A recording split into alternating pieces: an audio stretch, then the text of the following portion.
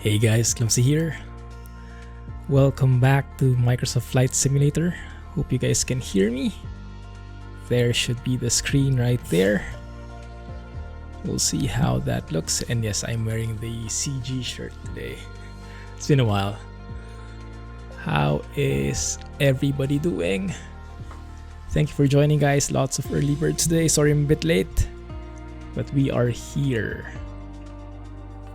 What do we have in chat? Thank you, Jay, for joining. No one said hi.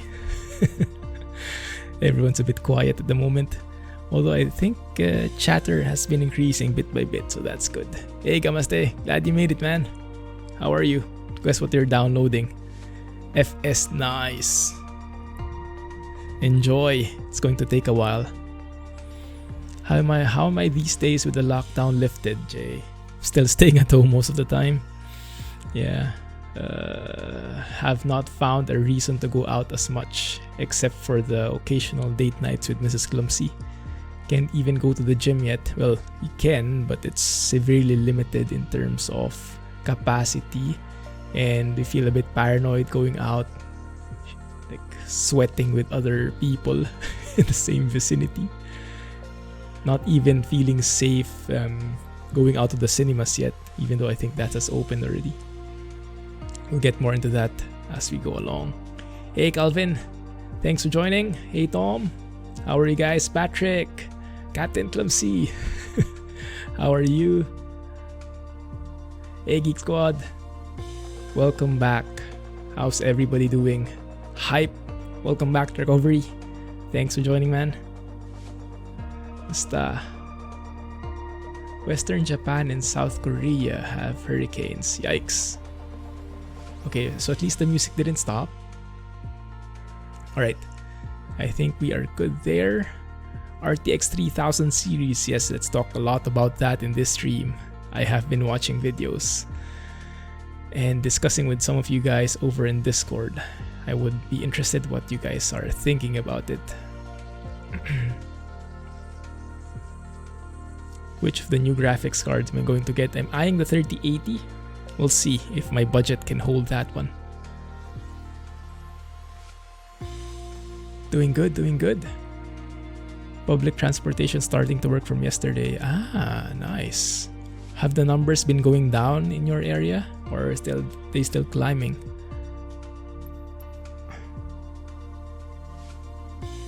Flight training. Download complete. That was fast. How long did it take you? Enjoy.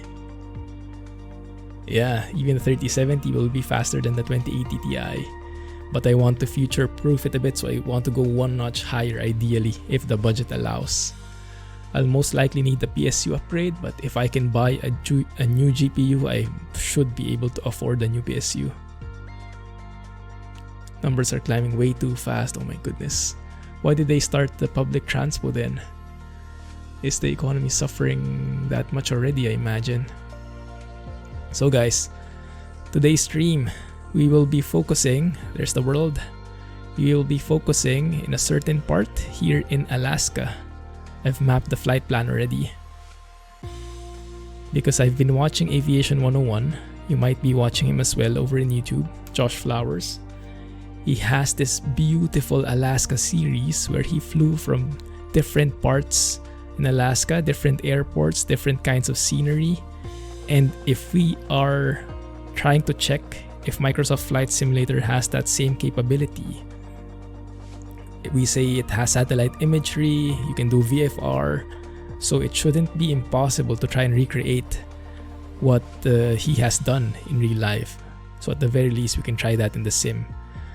Most of the airports are in Navigraph, so it's available here in Little Nav Map, this app that I'm using. Although it's not really available in Flight Simulator itself. Many of these are not available, so we'll try and see if we can land there. But at least I can plot them and fly over them, and we'll see how that looks. Right? But yeah, we should be in for some scenic sights if Aviation101's videos are any indication. So let's start in Homer. Papa Alpha Hotel Oscar Airport. We'll be flying the Cessna 172 Skyhawk to be as close as possible to what they've flown. And if they can do it, then hopefully we should be able to as well. But we will see about that. So let me plug in here. Paho. We might have to change the time because right now it's 4:10 p.m. in there. Actually, that's not bad. We should get some nice sunsets in there. That might be a good starting point. Zoom to details. There it is. What is that? There is a star I saw. Nanwalek. Is that a famous airport? 2,000 feet of gravel. Interesting. Well, we can fly there. Not really fixed in terms of flight plan. But let's see. Let's start in Homer and let's see how we get from there. 187 knots, so I guess this would do. It's a starting point. Let's go and call ourselves November, I don't know, 171 Charlie Lima. That should be okay enough. Liveries, no other liveries for this plane at the moment. So we should be good with that. I won't even pick an arrival airport. We'll just fly wherever we want. We'll use live weather as much as possible. That should be okay right there. How have you been doing recovery? How's it going there? Are you in Manila? Or in other parts in the Philippines? Flying the huge aircraft. I think I can try, but it's a bit disappointing right now. The huge aircrafts are not simulated very well. They're very basic. Like, they look good from outside, but once you start really flying them and working with the systems, you'll immediately find that they are very lacking. So they have nothing compared to the study level planes that we have in X-Plane and in other sims already. So it's still a bit in its infancy, so to speak. So for now, I would like to focus mainly on the general aviation, the smaller planes, because these are well simulated and basic enough that you can fly them close to real life. It's not that far away, at least.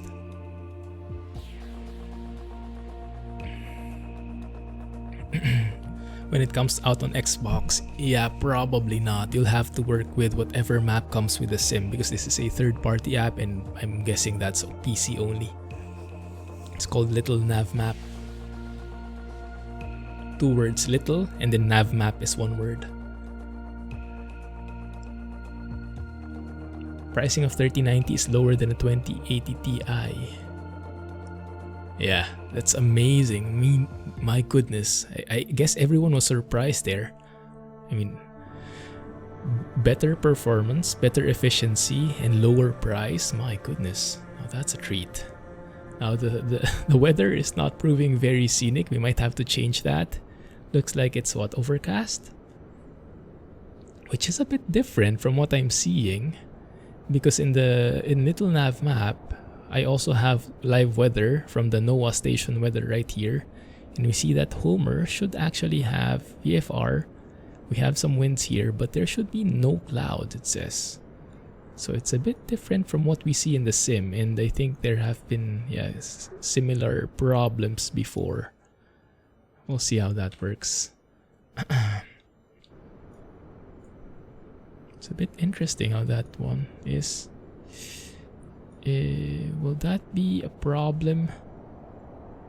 Do we have ATIS here? Maybe we can tune in. Let me just start it up and see how it goes. Turn on the battery beacons, if I remember what I'm doing. Mixture to full rich. Throttle to around 1 inch forward. Fuel pump, that should increase the fuel flow a bit. Leave that for a couple of seconds. Oh, I'm missing something. In this plane, it starts off without the parking brake, so you have to set it first, and you have to open the fuel shutoff valve. Otherwise, you wouldn't be able to start the plane. In this one with the steam gauge. So let's try that again. Fuel pump. A couple of seconds. Let's not drown the engine though. Then make that full lean. And what we do instead is we start the ignition here. Clear. There we go. And then we move that slowly to full rich. Put that at around 1000 RPM. There we go. Beautiful. Let's keep it that way. Alternator on. Avionics can go on. That looks good.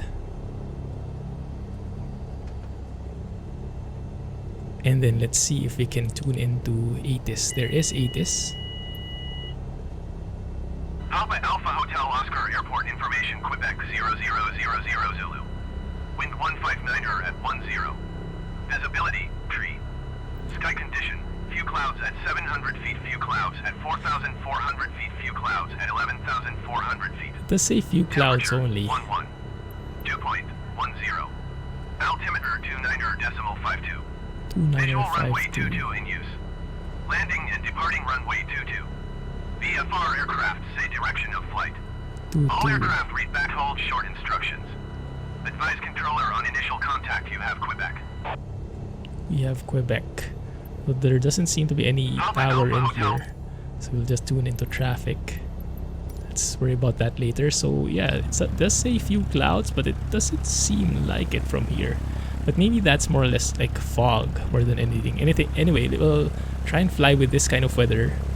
And if it doesn't look good, then we'll just change it to something that's a bit more scenic. Army bases. Yes, there are army bases. The Air Force bases from different countries are represented mostly. Let's get a bit of panel lighting. I do love the panel lighting here. That looks very nice. Yeah, perfect. 3090, you can do 8K 60. That's what they say. Yeah, that's true. I don't have any dreams of doing 39 or doing 8K at the moment, but that sounds very promising. So that might mean 4K at 144, something along those lines. Hey Alex, glad you made it, man. Even though it's flying. How have you been? Been trucking anywhere? Thanks for taking the time. Weather radio from the plane, will it play real life airport weather station reports? No, it's just simulated. It's supposed to be they get the live weather, but they have this like voice, synthesized voice that reads it out for you. But it's not the exact one from real life. Yeah, it's simulated. Just got everything installed for FS Economy. Nice, enjoy. It's an amazing ride. Going for something different today, just for a change, but yeah, I was highly tempted to do that. So runway 22 is to the left. That one, so we should be able to taxi through here. Let me see. Yeah, taxi all the way through there probably. Well, let's just back taxi, I guess. Is there a way to back taxi here? Taxi. Papa Alpha Hotel Oscar traffic Cessna November 171 Charlie Lima is taxiing to runway 22. Nav, strobe. Landing will turn on later. Fuel pump, I'll turn that on later. Good. Still need to practice on landing. Oh, welcome. Join the club. For me, I always need to practice that. Polar bear Clumsy, I just got the reference. Oh my goodness, I should have worn something thicker, huh? Don't you think having Army and Navy bases in such a game is a little bit risky? Well, in the sim, it's not really any different from the bush flying right here. It's not any different from the normal airports. Different procedures and anything, but it's not like it has weapons or something like that, so it's not that much different. Yeah, landing is the most difficult thing for sure. Take off and it's going on autopilot. Yeah, a lot of people do that. I certainly like doing that and exploring and just sightseeing while the plane does its stuff. Oh, definitely 8K 60 for flights in 2020. Good morning, Sonoma. How have you been? The taxiway here in this airport is interesting, huh? Your PC can't handle it. Yeah. Even the landing will be autopilot. At the moment, yeah, I think some planes are starting with that. Man, I love the little features in this sim. It has all those very subtle cabin shakes, and not only the visuals but also the sounds. You can hear the cabin cracking very mildly. It's like it has a built-in XP realistic in here. Very nice. Hey, 8 months, all in a streak. Monster sub. Thanks, Sonoma. Appreciate it, man. Making your teeth rattle. Good morning, Keima. How are you? Surprised our PC can handle it on medium. I had the same feeling, with how amazing it looks. I was surprised that my PC can actually run it. I mean, my PC is no pushover, but it's not exactly top of the line anymore. But yeah, I'm on mostly high-end settings, and it's good. The frame rate is decent enough. There we are. Let's go and announce that we are taking off. We will be departing to the south because I do want to check that landmark. Papa Alpha Hotel Oscar, traffic Cessna November 171 Charlie Lima, taking off runway 22 south departure. We might need pitot heat in this case, huh? Does any one of you guys or any one of you familiar when would be a sign that you would need to enable pitot heat? Is that more a preventive measure or something that you should do when you see something is happening in the instruments? Is the runway clear? Too late now. Hope so. Mixture is full. Flaps, no need flaps. Pretty long runway. That looks good. Takeoff power is set. Winds are more or less calm. So there's a bit of headwind, which is perfect. Airspeed's alive. Keeping center line here. We will be rotating at around 60 knots, more or less. Oh, sorry. There you go. Lift up, just very subtly. There we go. Straightforward departure, runway 22. Let's keep center line here. What is that shining thing in the distance? That's interesting. Haven't seen that before. Yeah, we might have to change the time and the weather here soon, guys. I'm not sure if we can do a proper exploration with this kind of weather. It's a bit gloomy, isn't it? A bit UK-ish. Monster PC. Not really Monster PC anymore, but it still works. Really enjoyed your Manila tour. Oh, that's nice. Yeah, thank you. Appreciate that. Have you seen the more recent video, the Tagaytay stories? I highly recommend that as well. That starts off in Manila, the airport in Manila, and goes south to Tagaytay. I love how it looks. It looks so real and accurate. Hey Led, how have you been? What have you guys been playing recently? Altitude is pretty low, 1,000 feet, 1,400 at the moment. Continuing our climb, we are a bit low on the airspeed here. I think best for this plane is around 70 knots rate of climb. Best rate of climb is 70 knots. So let's turn to the south here. Some stream stuff. Been playing World of Warships recently. I think Blah has been spending time in Stardew Valley. It's been a while since I played that. I think it has proper multiplayer now, doesn't it? It's an amazing game.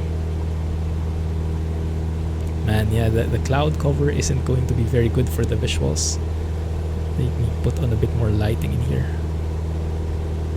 There you go.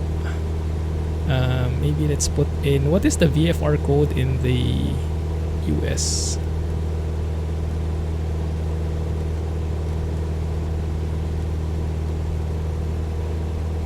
I think it's 1200. There you go. Should be okay.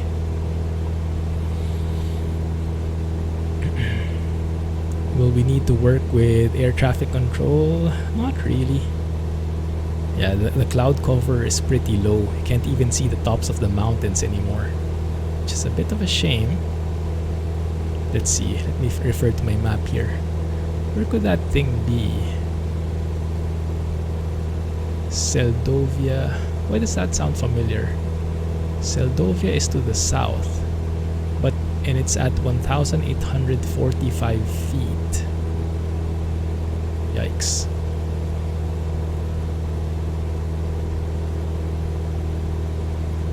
Well, we'll try to see how to spot that. Yeah, I might have to change the weather here. Let's try to change the weather. Maybe something with few clouds. One sec though. I want to see the temperature. Is there something that reads out the temperature outside in this plane? Not sure if that's a thing. I don't think so. Oh, this one, oat. There we go, 46 degrees Fahrenheit, 8 degrees Celsius. Okay, so when I change the weather, that should be still more or less the same. So what I'll do is I'll put this to few clouds. Yeah, that's not far off, is it? 8 degrees Celsius. Yeah, let's keep that so we get some nice views outside. Yeah, that's more like it. I'll need a bit of glare shield in here, I guess.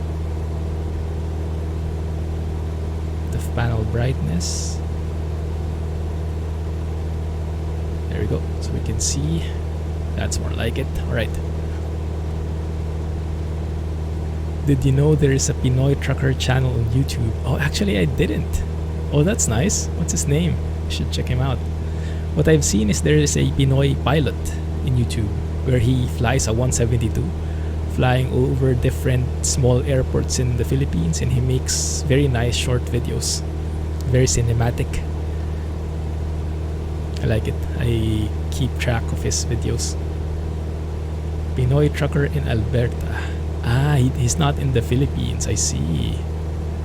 That's the channel name. I see. Cool. What does he drive? That's nice. Throttle down to around 2300 RPM here. And let me try to fly a level. Maybe let's stick to 3000 feet at the moment.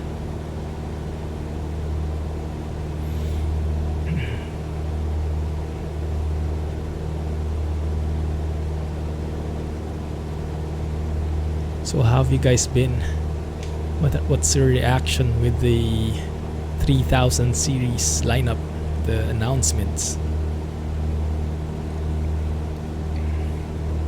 That was pretty good news for me, because I woke up to the news. He drives a Volvo. Nice. Have to take a look at that. Be nice inspiration. Thanks for letting me know. If you can, Alex, can you post in Discord also? Doesn't get lost in the chat. Oh yeah, that's the one exactly, Kema. Alright, great. Glad you found that. Thank you. There does seem to be some weird graphical glitches in there. So has anyone here seen the Alaska series from Aviation 101? My goodness, there were some jaw-dropping sights there. I hope this sim can recreate that.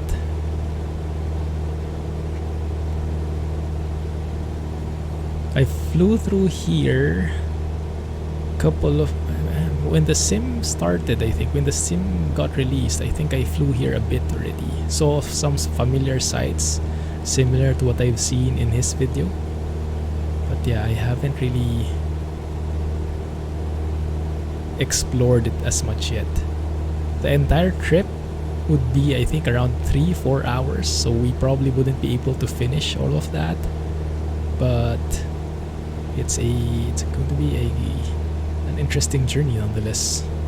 Now, flying this high, not going to be as scenic, so I think I'll probably descend a bit here, maybe to around 2,000 feet, just so we can see a bit more detail, so we don't touch any of these clowns as well. Same here, Alex. Yeah, because all those are marketing, and we never know if that's just, yes, it's like up to 2 times, but the normal one is like 1.01. Yeah, until we get the actual numbers, they're all marketing to me.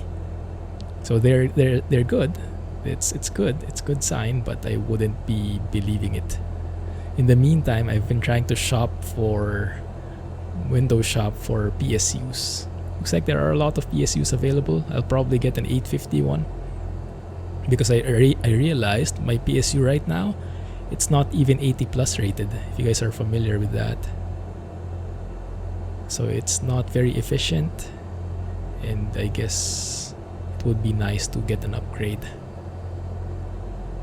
And I'll need that anyway for a new video card. So yeah, during that time when I bought this PC, I was not familiar with those details yet. Alien Being, how are you? Glad you could join the stream. There's the airport. That is... what airport is that? Is that Seldovia, I think. Yeah, Seldovia. Why does that sound so familiar? Can't remember if that's somewhere they've been also in the Alaska series. So we can fly over there. We can do a bit of a touch and go just to mark our territory, like flag it, landed, and then do another one. But we'll have to fly over it first. I want to see where the windsock is pointing, if I can see it at least. Thanks, man. Appreciate it. Glad to hear that.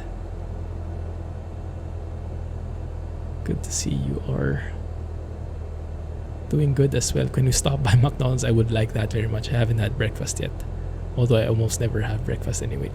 Yes, I think I remember this. Yeah, I think this is somewhere they landed before, and I remember what they did is they actually like loop around this lake and trace that river in front and land there. Yes, this is that exact... Why is there a car in the middle of the runway? This is that exact one. Oh, that is super cool. Let's try it. I'm sure this was part of the series. Not sure why it's not part of the flight plan that I got from him in when he was sharing it in his video. But we'll try and do that. So what we'll do is actually get a bit of space here. Am I pretty low? Oh, I think because the altimeter setting changed. There we go. Because we changed the weather, the altimeter setting changed, but we didn't adjust it accordingly. Alright, so let's make our turn here. Apply a bit of rudder, so we are in coordinated flight. I don't see it quite yet. So is that the river? No, I think we have to fly a bit more. There's a technique here that I cannot remember. I should have watched the series before I did that. Just did a long haul in ETS today. Iceland to Istanbul. Nice. How many kilometers is that? There you go. That's the river that we trace, and as we trace that, as we turn towards that, there should be the runway. We apply a notch of flaps here. There it is.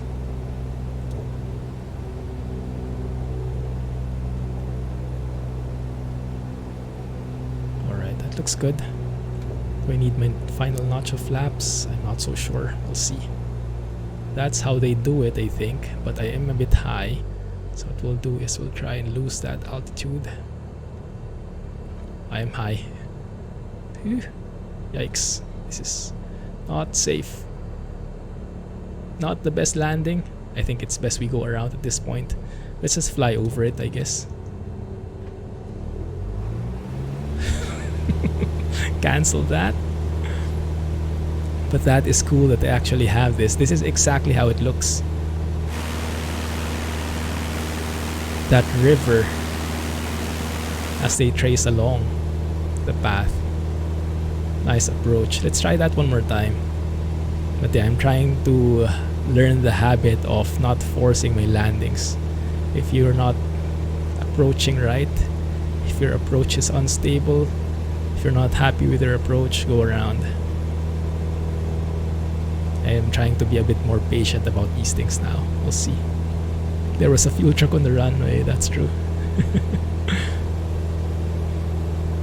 These graphics blow me away. Oh, I know, right? Still cannot get over them. If there's one thing that this sim does right, my goodness, it's definitely the graphics. Second would probably be the flight model, based on the inputs from real-life pilots. But the graphics is definitely the most realistic thing, I would say. So there's the runway. What we can do is we can try to slow down now. Maybe get a notch of flaps in, so that we are a bit more stable and lower by the time we get there. I'm sure there's a trick to this that I don't know. We'll see.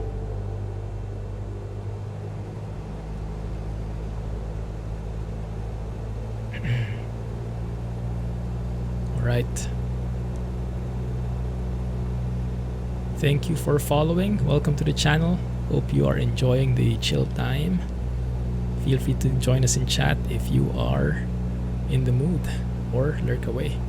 Either way, more than welcome. 70 knots, that's how we like it. I am pretty high though. Flaps please, thank you. Alright. Actually sure, maybe the winds are not favoring this kind of approach anyway. We'll see. But yeah, we are a bit high still. Yeah, still not good. But it's better, a tad better. Maybe we can just try and bleed that off as we go. Apply a bit of rudder.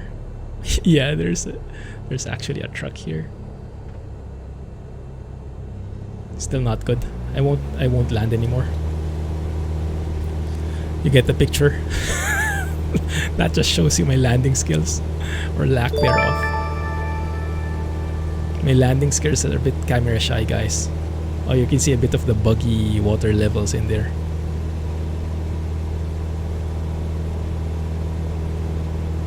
Hey, Jack! Yar! 29 months. Hasn't that happened already? Hey, Raider Contact. Thanks for joining. Thanks for the follow as well. This is the Cessna 172 with the steam gauges, and we are in Alaska.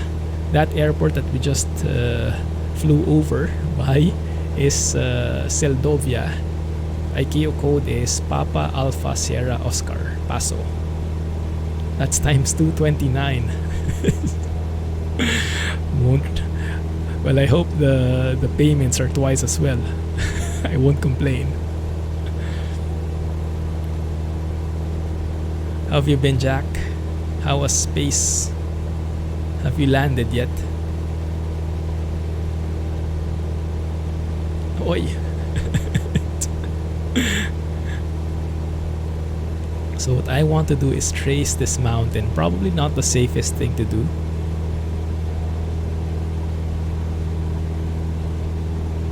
Get the water elevation sorted.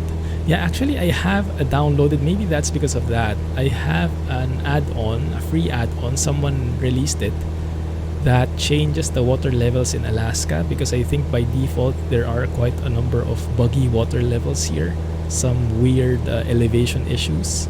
So what he did was he fine-tuned all of those here in Alaska. I think it says over 400 bodies of water fine-tuned for the proper elevation. And that's what I downloaded. So we should get proper elevation for most of them here at least. We'll see. Yar indeed. Yeah, it's in the, I think, what is the website called? msfsaddons.org. It's in there. Let's keep 70 knots. I should be able to climb higher. Right. So let's do this kind of like a bush trip where we just fly around anywhere we can, and then if we're running low on fuel, we'll find a nice airport where we can fuel up. Bootleggers Cove. Looks like there are some airports below as well.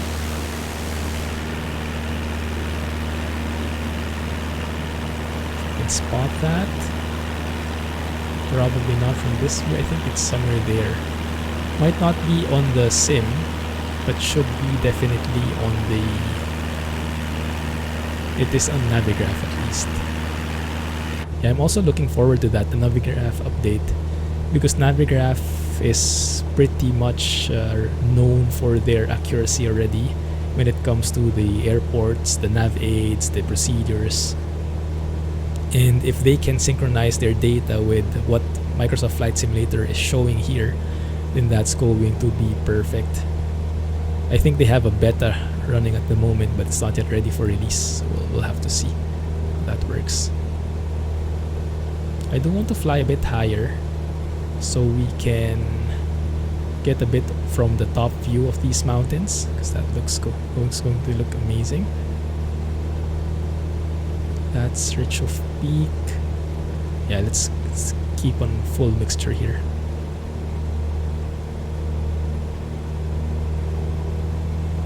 I was watching a video yesterday, I shared it in Discord, talking about Linhoff Peak and all that stuff, how to properly control the mixture in your plane, that red thing, so that you get better fuel efficiency and longer engine, better engine longevity. Can't quite use that here in the sim yet. It's not as simulated, but to a point it is, so we'll try that later as we get to our cruising altitude. The fuel indicator is right there, here, the left where my mouse is, if you can see that. So we are below half. Once we get to around 1 notch, we'll just start looking for a fuel for an airport. In the meantime, we can enjoy the view.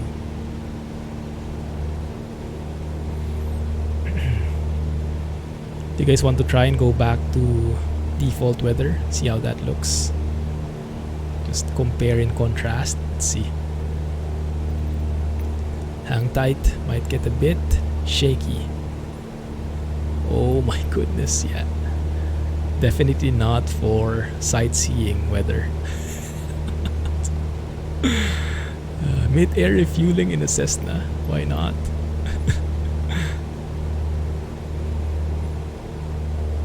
Broken clouds, it's still a bit too thick. Scattered works for me. That looks like it's pretty scenic. Not as good with the views though, so I think we'll stick to few for now. Yeah, horrible weather, which is a bit strange. I showed a while ago the weather around these parts based on the NOAA station weather. It says no clouds, so I'm not sure which is the more accurate one. Right, let's fly over here and just stick to the coast. In reality, I'm not sure if real pilots would do this. I mean, stick too close to a mountain like this. Because I guess the number one consideration is if ever there is like an engine failure and they would need to glide, there would need to find like a suitable landing area at some point. But for us, at least, we don't have to worry about that so much, so we can edge it closer to danger zone. At least. Clouds and mountains, what could possibly go wrong? Only thing left would be a volcano, I guess, huh?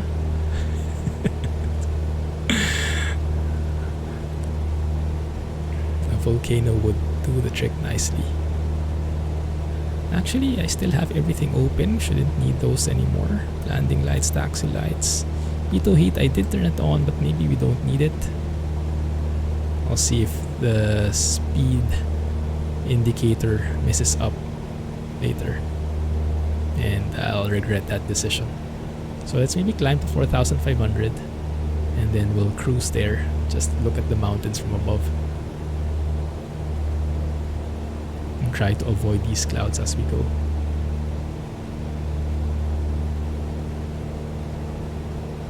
Let me double check that the altimeter setting is correct. Yes. It's getting a bit bumpy here.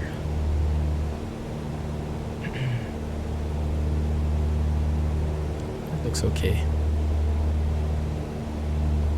So what have you guys been playing recently? I think I can say this. I think I can announce this. I've been given a demo copy of Bus Simulator 21. This is, I think, the same demo copy that they use in Gamescom. I'm not even sure how the Gamescom event worked. If there was a virtual Gamescom that happened. They gave me a copy, so I had to look at it. It looks very promising. Lots of improvements versus Bus Simulator 20. So looking forward to that. Of course, it's still a bit raw. Performance stuttering, limited controls. Track hire doesn't work. Steering wheel doesn't work. I can only use the Xbox controller. It's only like a single path for the demo itself, but it shows a lot of potential. And they'll have a US map there now, or US inspired map.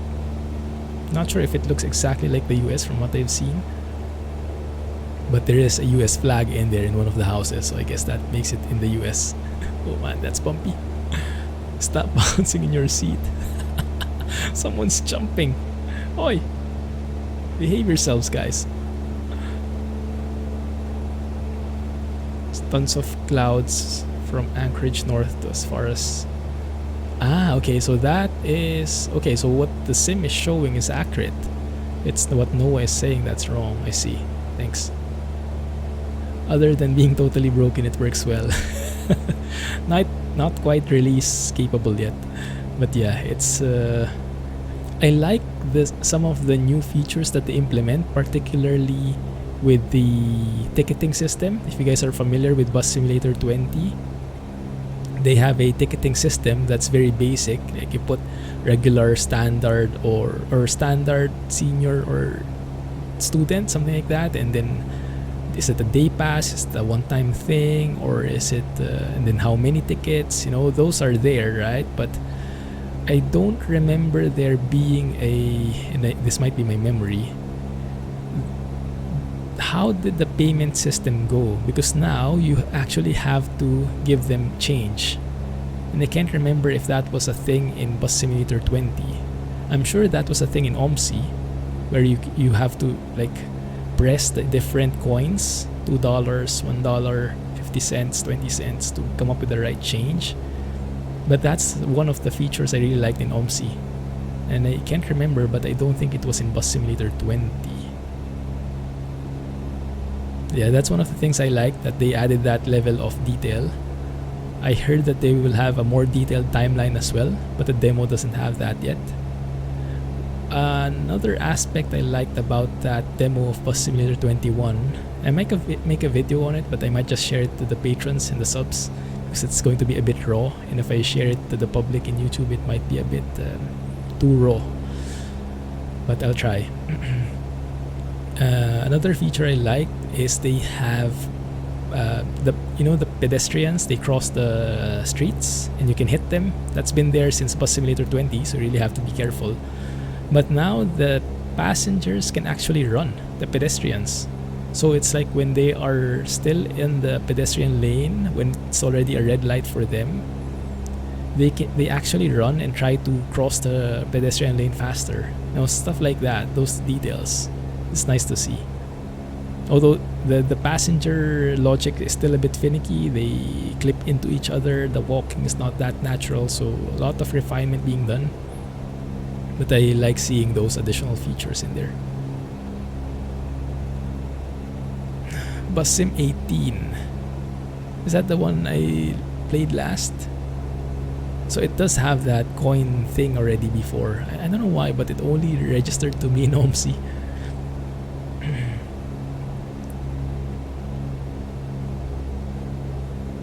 Passengers already run. I don't remember that at all. Did they add that in a recent patch? Maybe I haven't played it since then. So apparently that's not totally new either. They added that in the patch. Okay, I see. Then that's not totally new. So I'm not sure what is new then. Well, the American map for sure is new. Right, so we should be coming close to where we started. Homer Airport should be right across there, past that island. And where we should be going is north. but I do want to trace these mountains, and in particular there is one nice scenery, a very unique look that I'm looking for. Starting to descend here.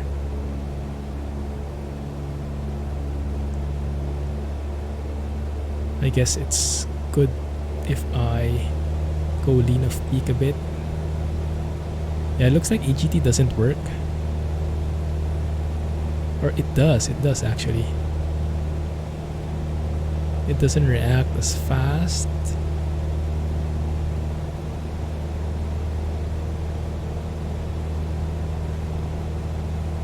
I'm not sure if that's really how it should be.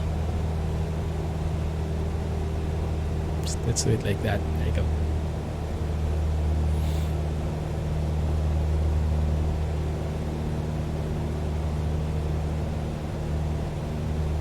City and the Mumbai bus. Oh yeah, about the buses, they say there will be double deckers, I think, and fully electric buses. I haven't noticed those yet, but that's probably coming soon still. Patron. Sounds familiar. Oh, I think this is the one. Is it? I think with the frozen glaciers and everything. And I think, if I remember correctly, I saw this exact scene in the series from Aviation 101. At some point they flew through here, or at least a mountain that looks like this. I would guess there are a lot of scenes like this. That's the one. Where it kind of, I don't know what you call it, glaciers froze over into the river like that. It's pretty cool. Let's take a photo in a bit once I fly straight and level in here.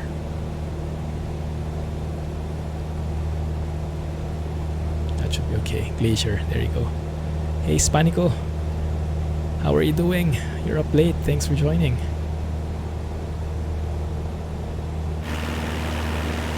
There it is.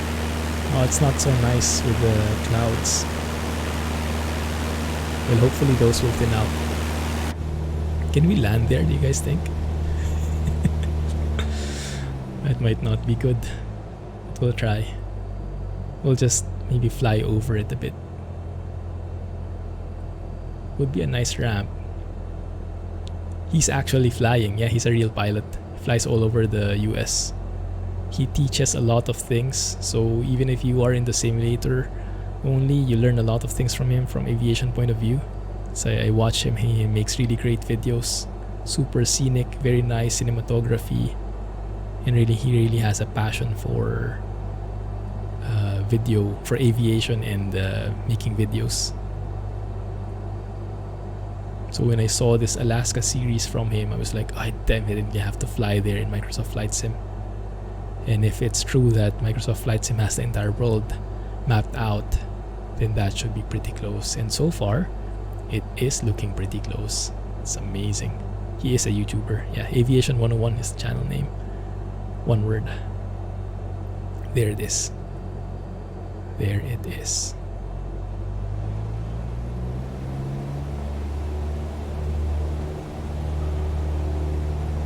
Looks good. Wow, this is steep, huh? Like from this view, I have no idea where the horizon is. If I just look out the window, I would have to rely on my instruments because those are all climbing. That looks so good. That looks super crisp even at this altitude. So nice. We have seen guys land on glaciers and cubs. Maybe we should have taken one of the bush planes, huh? The tail draggers. I tried doing a push trip yesterday. Flew with the, what was that, X-Cub? It was so hard to control a tail dragger. My goodness, it was spinning out of control every second. Every time I tried to take off, I almost hit one of the trees nearby because of how unstable it was.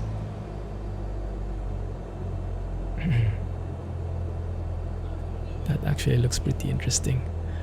Now, where do we take a photo from here? FS merch. Yeah, if more people get into aviation, into flight sim in the channel, that will definitely work. It looks great, my goodness. Active pause, I think it's time for a photo. I'll have to check my airspeed is not going to do a nosedive. Okay, it's more or less stable. When active pause, you have to do that first before you explore the area, do anything else. Because it's not really fully paused at times, well, oftentimes, so you have to be very careful about it.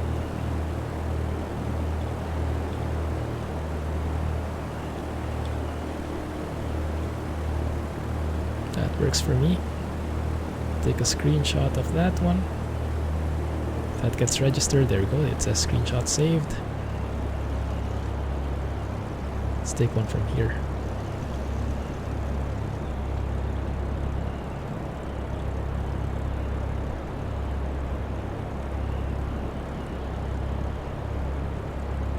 There you go. It behaves the same, so your plane really gets paused, but either way it's bugged because it doesn't pause the plane perfectly. So like if you are climbing like this and your airspeed is bleeding off, when you hit active pause, the airspeed will continue to bleed off all the way until you stall. So once you unpause, you'll do a proper nosedive and it will be very hard to recover. The longer you stay in active pause, the more intense that nosedive will be. That's great, Tom. Hope you enjoy the videos. He does great videos. Learn a lot from him. And it's super entertaining. Hey, Rohan. Mr. 75 going to be Mr. 120 soon?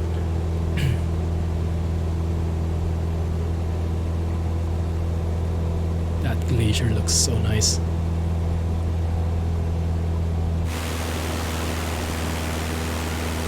Wow.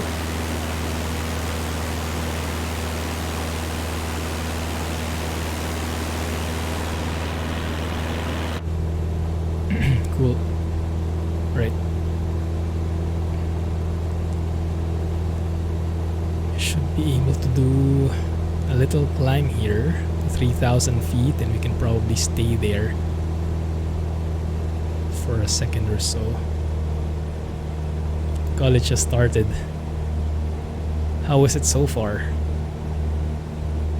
Is it online or face to face?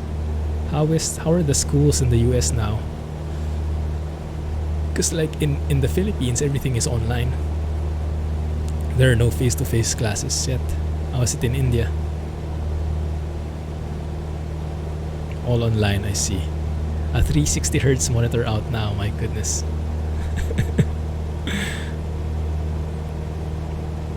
It's a numbers race, huh?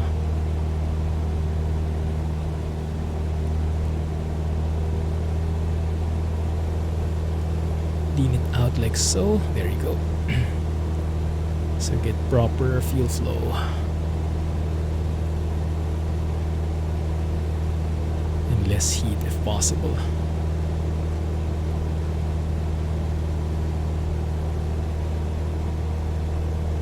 $3090 will definitely 360 FPS lock. Yeah, you might need the 3090 for that. When do you think the first videos will come out with the detailed 3000 series benchmarks or first impressions from the prominent YouTubers? You think Nvidia is sending them the video cards now? I hope they get it soon. Needs a 3090 for schoolwork.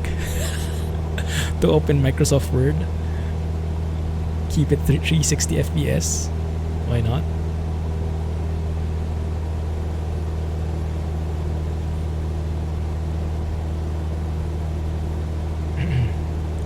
Let's see. Where are some notable sites to see here? We can keep on this track, I think. There's the Kenai Fjords National Park. If we head northeast, I guess that's similar to what we've seen, like snow everywhere. We can fly there if you have enough fuel.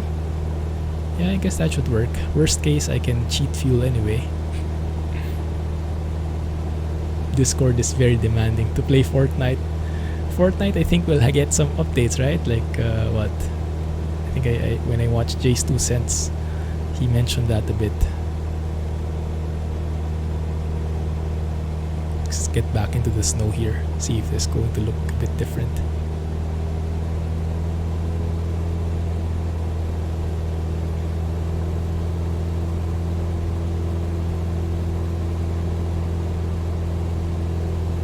Ray tracing, there you go. Yeah, Minecraft does have ray tracing already, right?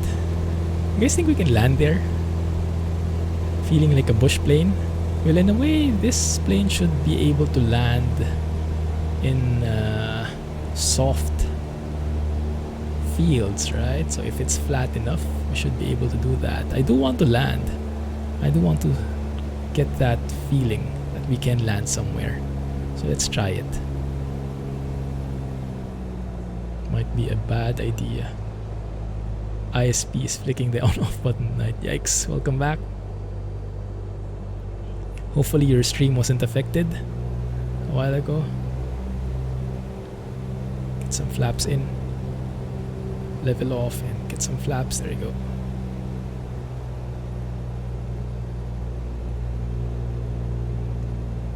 This looks like a nice top of the mountain view.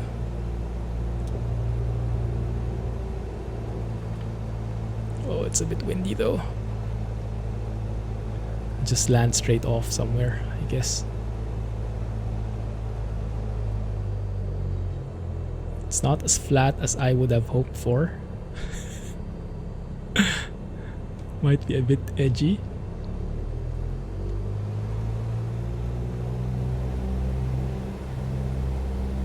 Let's plan this properly, guys. I'll do a 180 and we'll approach from that side. That is if I can climb.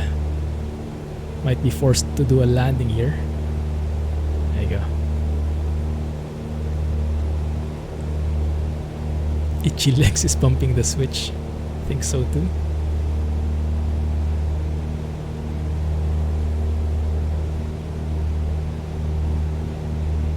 I wanted to do the bush trips, but I wish there were more options and more choices for planes, because some of the planes are a bit cheaty.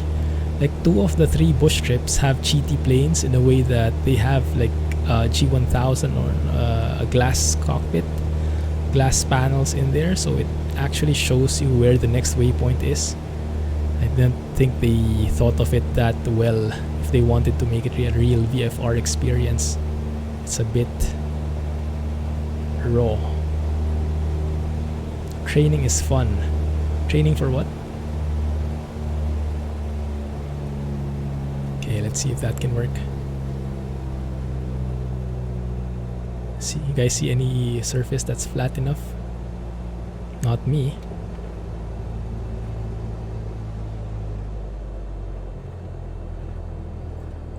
And how do we take off afterwards? That's going to might be a bigger problem. Let's see if it will not black screen on me at least. What's hard is you can't even see the horizon. And yeah, this is not level at all. Well, we'll try and do that. Oh crap.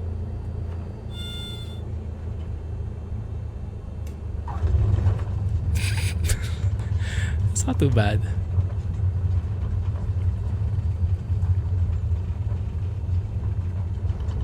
It's friendly enough. It's not even, but it doesn't have trees at least. I mean, but that's nice though, being able to like take off anywhere you want.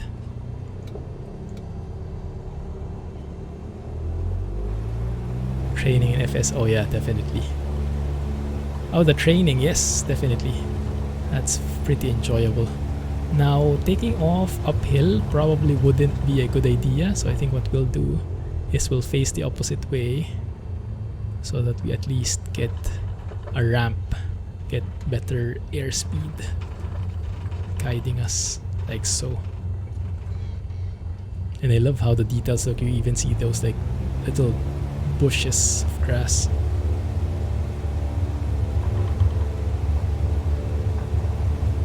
Come on. Oh crap. Oh crap. That was close.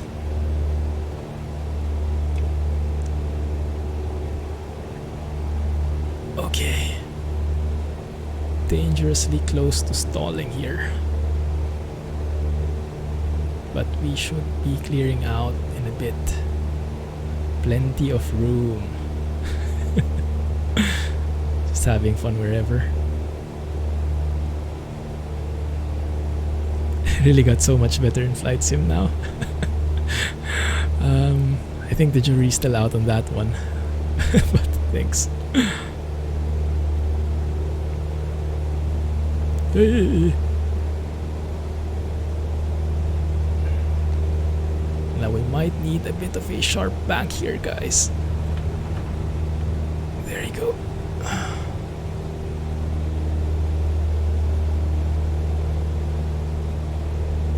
Now let's get to the national park.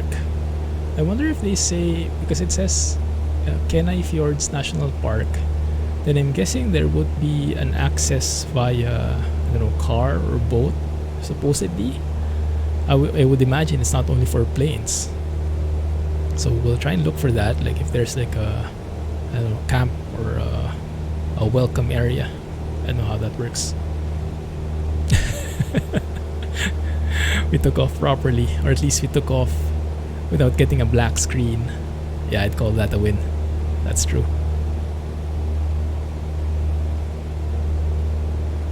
Let's continue our climb. Not exactly the route that Aviation101 took. Far from it, I think, but some similar sites. And I'm happy enough just exploring Alaska like this. Now, as we climb here, I'll need to lean out the mixture more and more so that we get proper power. But at the same time, when we climb up higher, I'll try to bring back live weather just so we can see those thick clouds as it envelopes the mountain ranges. Maybe we can get a chance to go above the clouds and see it from up top. That will be very nice. And just trim here because right now I'm pulling on the yoke. It's tiring out my arms a bit. Keep it at 70 knots, continue the climb. That looks good. Just a bit more. There you go. Alright.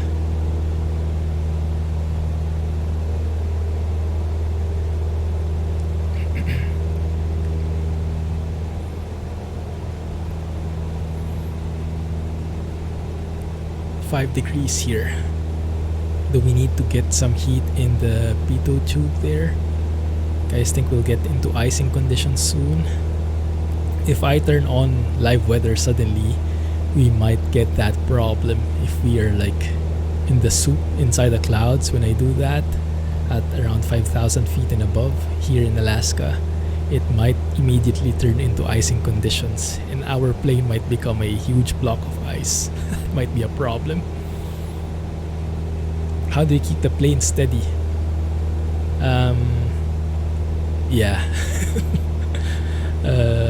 Couple of different items there. But where are you flying? Are you doing that training in Sedona?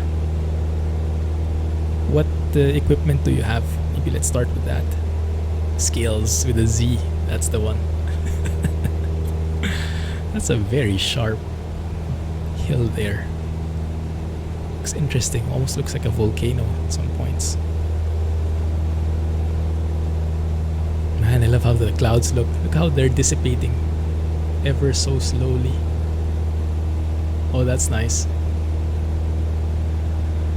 360 controller. Yeah, that's good enough. That should be good enough for starting out. Make sure you have the proper sensitivity because it might be that your controller is super sensitive. Like for me, my yoke, I actually put it at negative 75% sensitivity, because for me the other settings are too sensitive. It just fidgets all over, so that might be a good starting point. I wouldn't expect putting like negative 75% actually works, but it does. 75! Oh yeah, got caught by the master himself. You did a couple of rolls. Perfect. You're an aerobatic pilot now.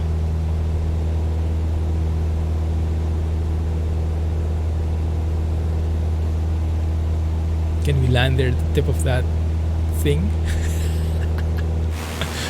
Probably not. Oh, that looks so good. Such a different scene from what I'm used to.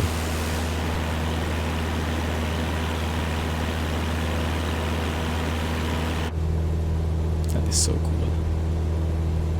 TCA side stick is coming out mid-September. Have you ordered it yet? Yeah, I can imagine the demand has been great, even especially now. Just like how FS economy is getting battered with new users, I can imagine a lot of folks getting into the sim. So what I want to do, I see a river. Is it a river? I think it's a river. Down there, I'd like to trace that. There it is, I think.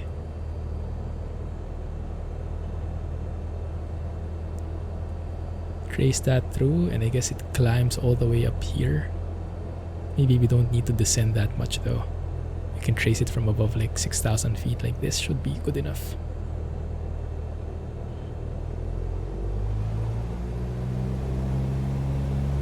Push it to around 2300 RPM. Trim it for stability. There should be, okay. All out of stock, my goodness.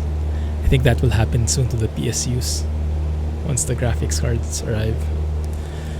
What I'm not sure is when they would arrive. I mean, when they would arrive is pretty set, I guess, in the US, but when they would arrive here in the shores of Singapore. Don't really know the timeline usually for the new parts, but I would imagine it would take a couple of months.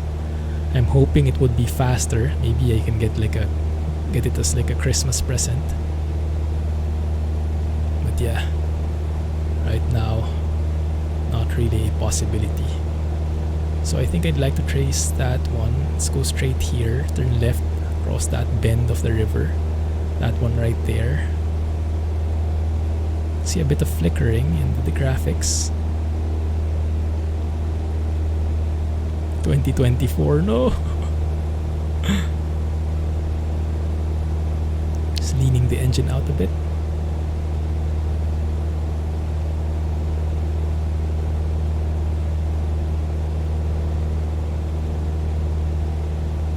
They sent way too many to people who ordered just one. That's why you lost your own. Got sent to someone else in duplicate. They get free stuff. I think Plum had that, right?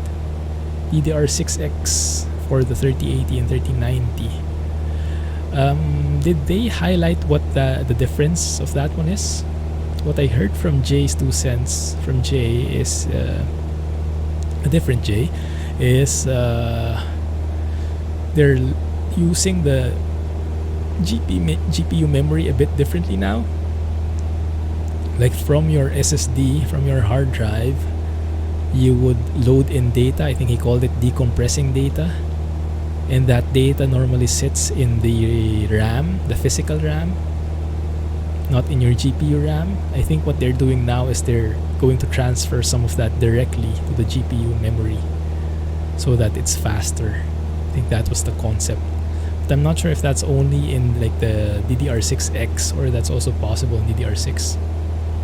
But that's why they say they have such a big memory, such bigger memory now, because they're doing that now. That should hopefully help with the, I don't know, the loading process or the stutters, maybe, stability.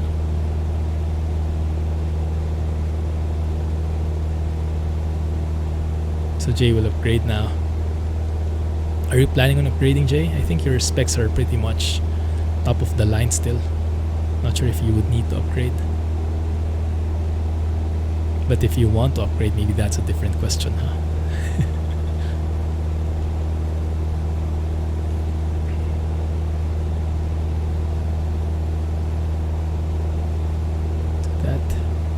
How about you, Alex? What are you eyeing at the moment?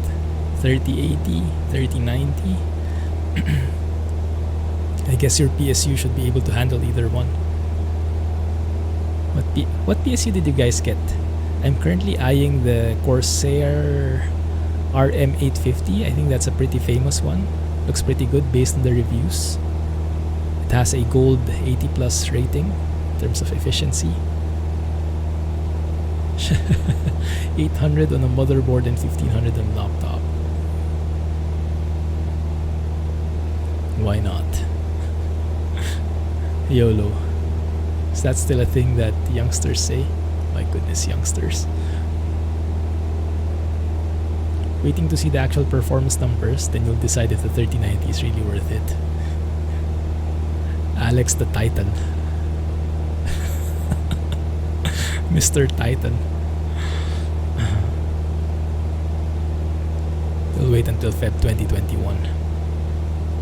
In my case, I'll try to get it as soon as possible because I am sorely overdue for an upgrade.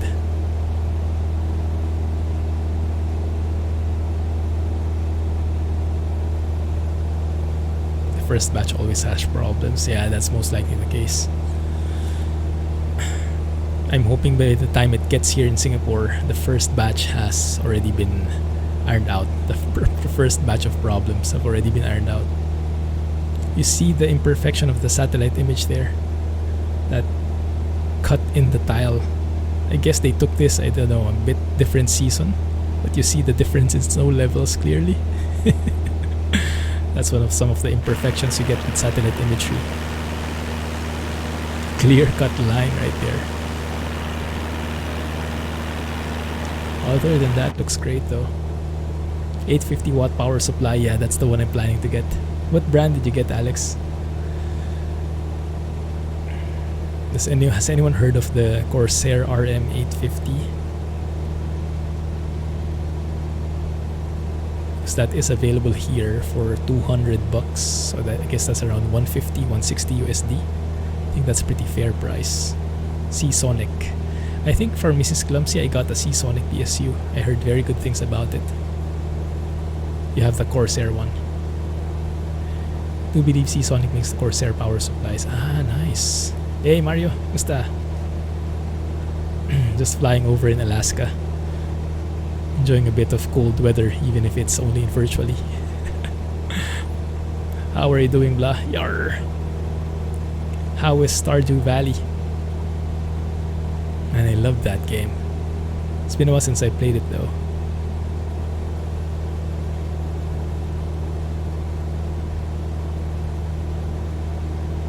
My goodness, that's a bit bumpy. I guess we can descend a bit. Just for a bit more scenic sights. Not as overlooking as this one.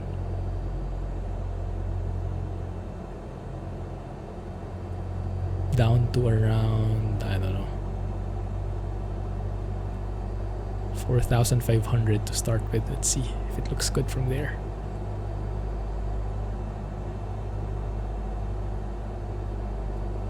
Corsair power supply over here is 145. Is that USD? Yeah, that should be more or less the normal price, I think.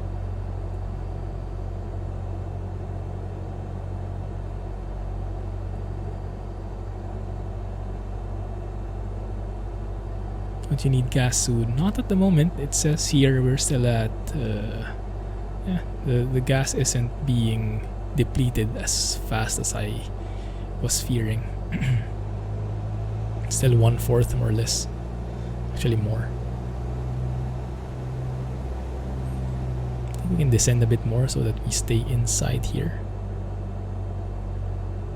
We are flying, guys. If I show you the map, that's how it looks in the map. You have that what they call it, like valley in here in the middle. Looks exactly like that, doesn't it? Where we should actually be flying, and we've flown all over this place when the flight plan actually wants us to go north. So very different from the original plan, but I got lured in by all the snow. That's something I don't see every day. I'm sure some of you are probably sick of it, but very different thing. Get a 4K, Rohan.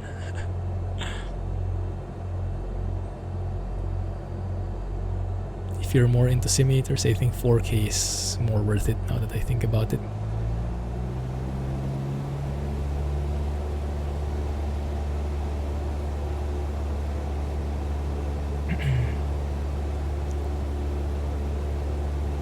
EA Play is now on Steam. What is EA Play? As in EA? I thought it had its own like launcher and everything. Or is that the thing that changed? Never sick of this types of scenery. Me neither. This looks so good, doesn't it? Uplay subscription thingy. Yikes.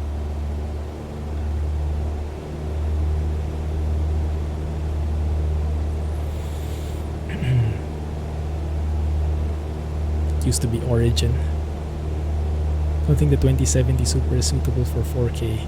Well, I think the good thing with getting a 4K monitor, and I'm not sure if this is true, but this is my impression, you can easily downscale. You can easily play at 1080 until your hardware can do 4K. Because, I don't know, because 4K is perfectly divisible by 4 into 1080p resolution. So there shouldn't be a huge image quality degradation. Like, unlike in my monitor, if the native resolution is 1440, if I go down to 1080, it looks so bad because the pixels aren't properly proportioned. So it's a bit like weird. Doesn't look nice.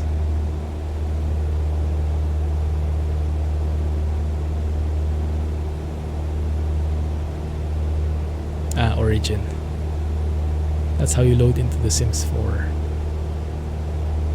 So it's like it's on Steam, but there's another layer of launcher. 3090 is 3 slots. Starting at 1500 USD. Yeah, I have no plans of getting the 3090. That's too much for me. I am hoping to get the 3080 though.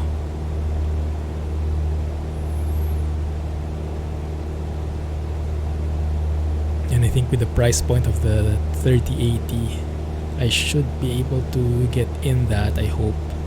Couple that with a PSU, another 16 gigs of RAM, and that's the ideal spot. And maybe include an NVMe in there. Upgrade all in one go. Bite the bullet.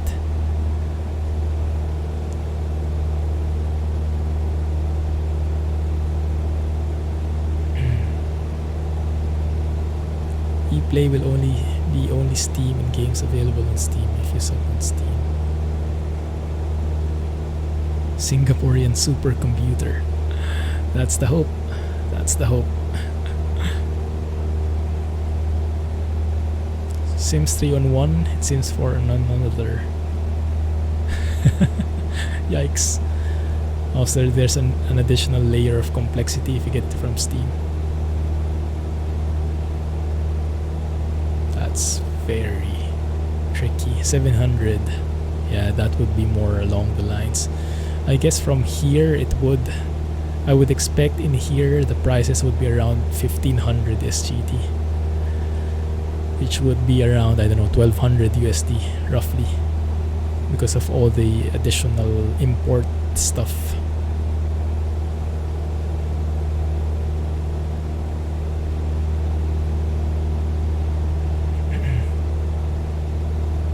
Now it does say national park, but I don't see any. Maybe that's not how it works.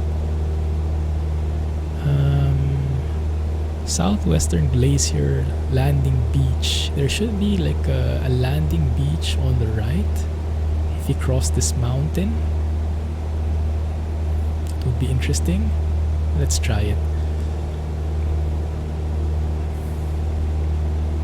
If you snake through this mountain, on the other side there should be like a beach, a glacier beach kind of thing.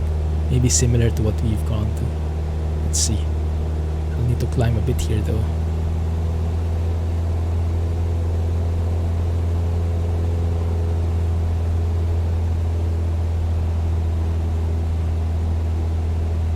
Yeah, are you guys planning to get like the Founders Edition, like the original design?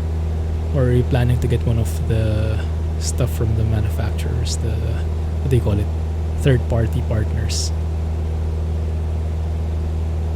I think I'm going for the latter, because the Founders Edition has been tricky to get here in SG.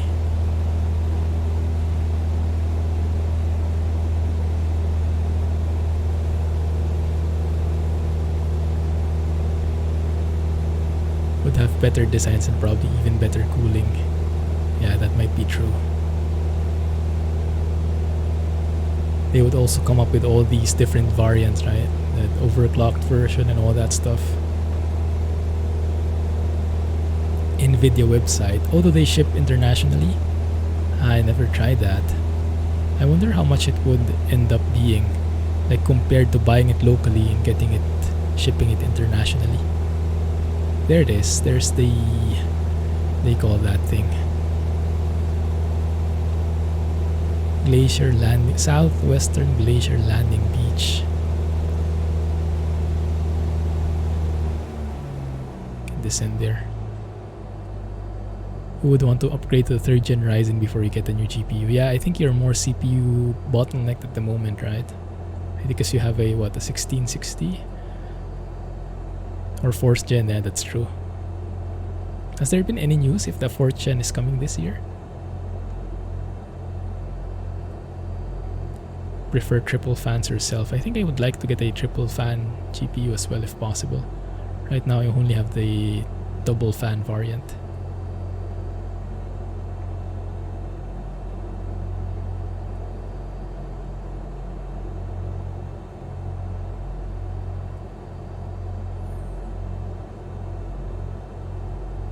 Asus is very nice.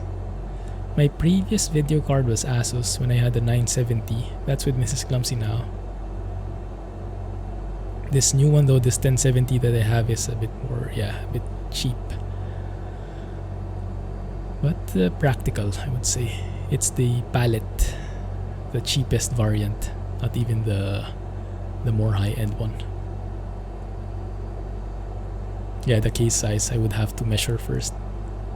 It should suffice, I think. It should fit.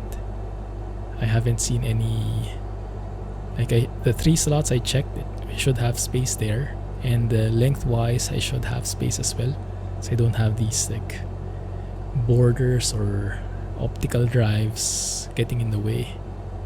Does your PC guys still have an optical drive? Mine still has. I've never opened it though. I think I only opened it once. Not even sure why I decided to get it. Oh, that is so cool. Don't see any structures though.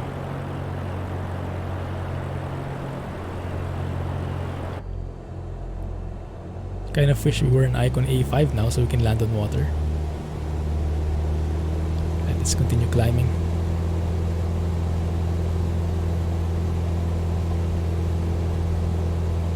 So now, where do we go? Right, so we head northeast from here. If we can climb that fast. I'd have trapped myself here. If you can find an opening, we head northeast, or northwest rather. That should punch us through straight to a lake, although I do see an airport here. Ah, 1 second. Yes, that might be a possibility. I see an airport if we head straight on here. Seward or Seaward? Yeah, let's just trace this path here.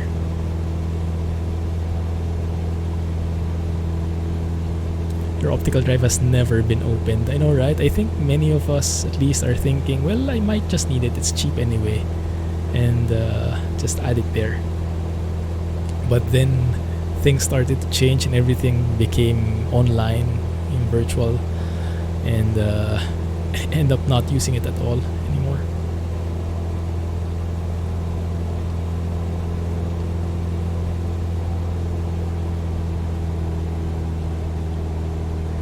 You might be able to keep this altitude actually, 2,000 feet.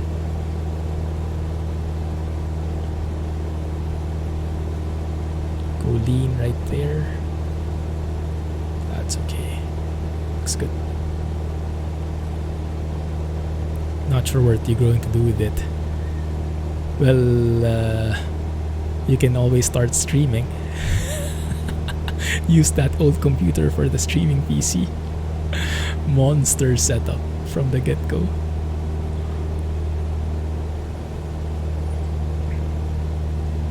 And then finally do a face reveal. That's the plan. Maybe not. Hey, beer me. Oh, that's great. Glad it helped, man. Glad to see it's helping a lot of people.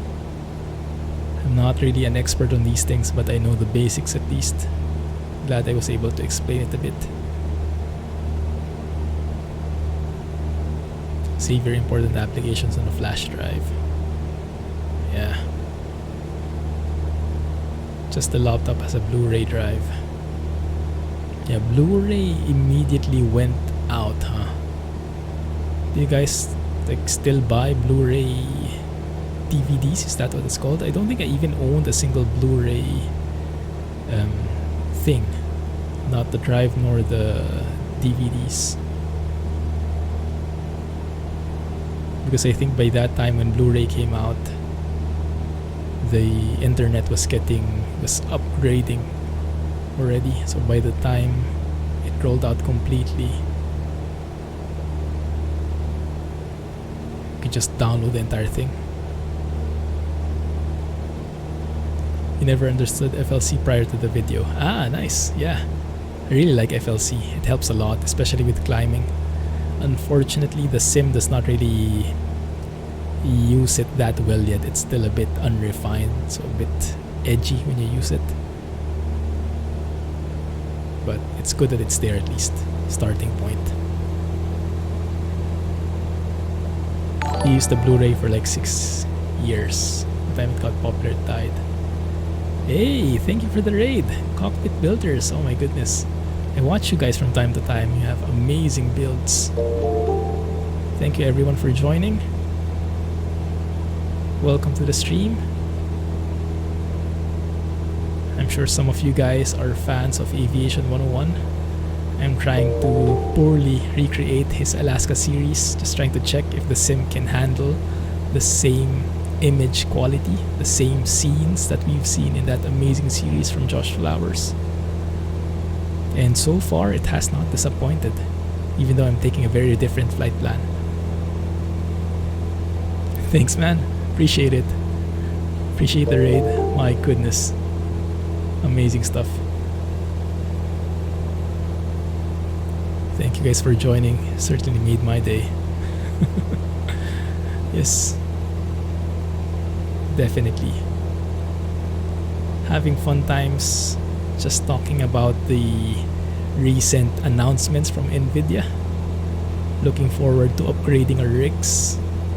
Speculating more. And just enjoying the sights as we go. Close enough. Yeah, I get the message. Thanks everybody. Thank you for all the follows, guys.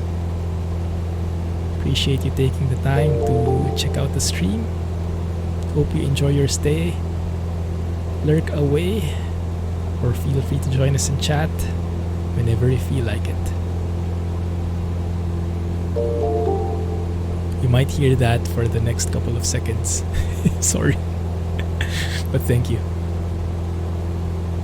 Whoa, it's a bit rocky. Now where is the airport I found? If we trace this bay, the airport should be right there across the mountain. Past the mountain, I guess.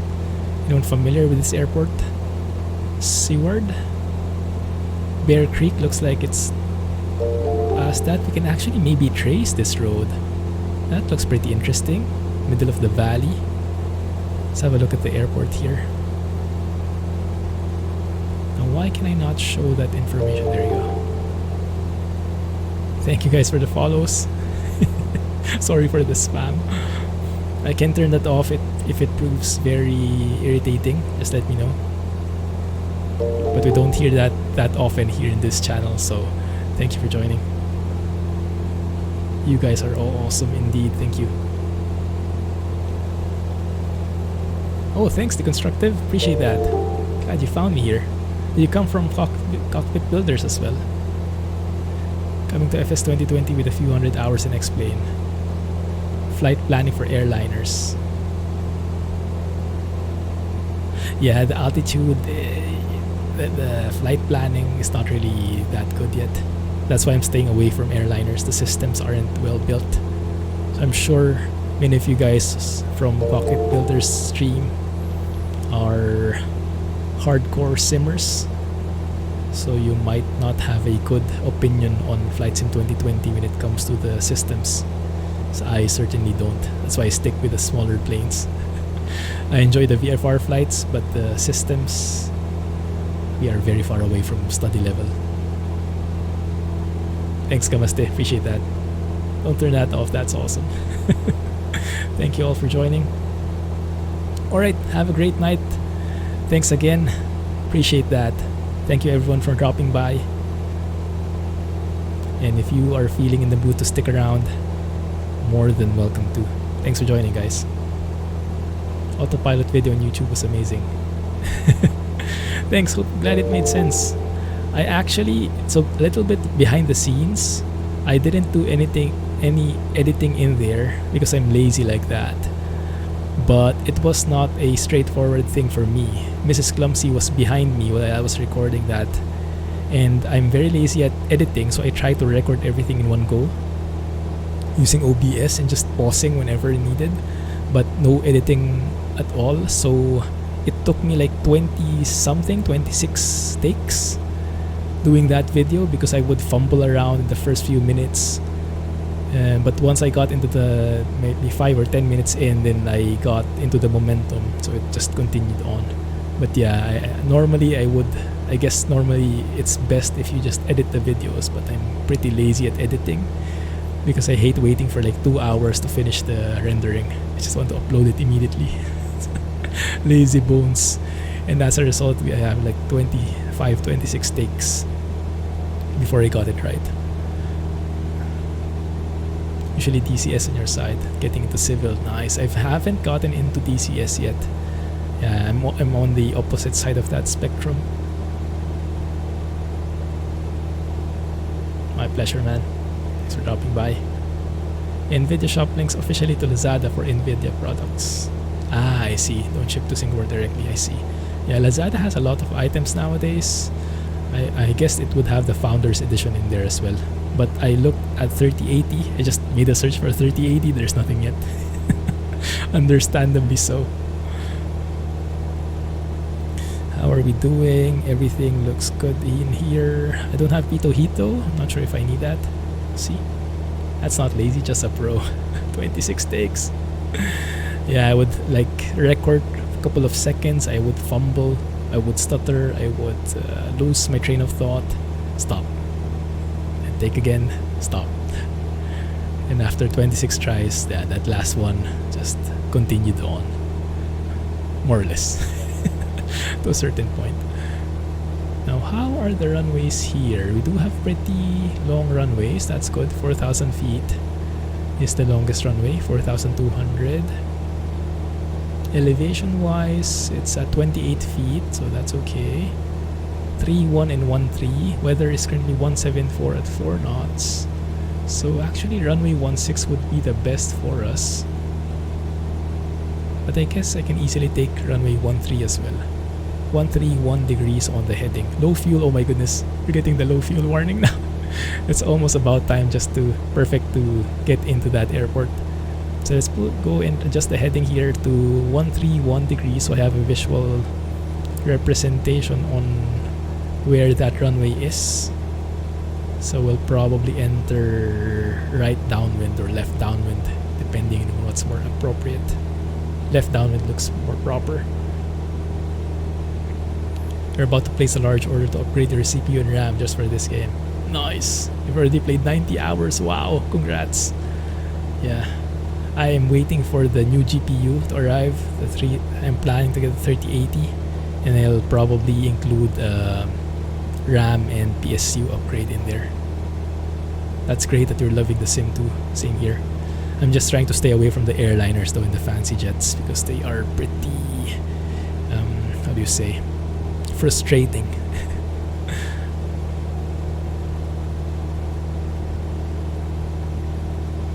Papa Alpha Whiskey Delta Airport, Seward.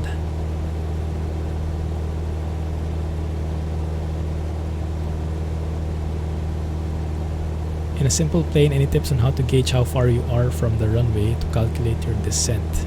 Yes, I have a few videos where I go through that, but in a nutshell, what I learned from Flight Tech to Sim, he's a real-world captain of a 737, and his tip is, and I think this is common, so get the altitude that you need to descend.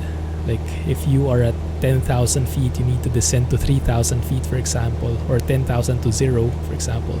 So you need to descend 10,000 feet. Just cut off the 3 zeros, so you're left with 10, and then multiply that by 3, so you're 30, and that's 30 nautical miles. 30 nautical miles away from your destination, you start descending, and your descent should be around a 3-degree pitch down attitude. There's a complete formula of how to calculate that exact VS you need.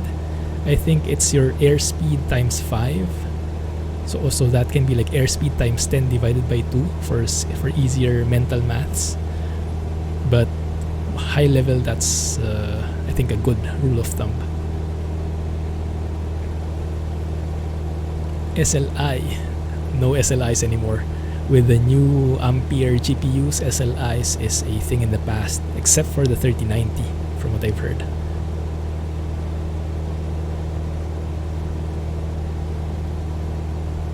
Well, there's no TI anymore in the 30 range, the 3000 range. 3070, 3080, and 3090 only so far. We're not sure if they're planning on that eventually.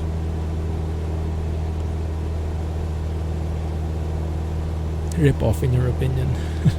Well, if you compare the prices before versus what they will be and compare the performance, might not be as bad as a rip off as before, at the very least. Alaska. How are you, Scotsman? Happy birthday, man. How was your birthday? Did you get anything for yourself? You have a 1080 still. Well, if the marketing is true, they say the 3070 is actually better than a 2080 Ti, and that I think is saying something.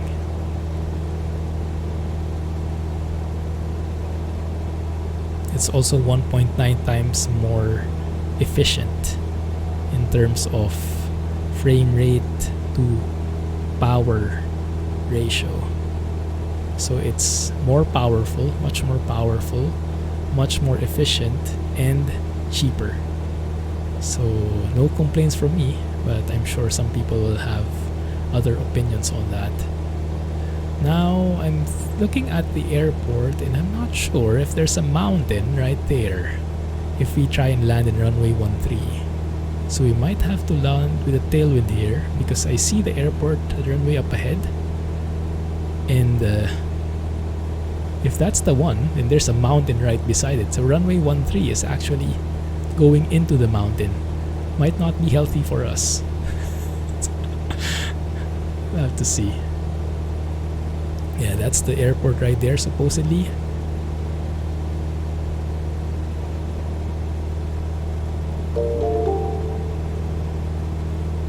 Clean it out. Save up a bit more on fuel.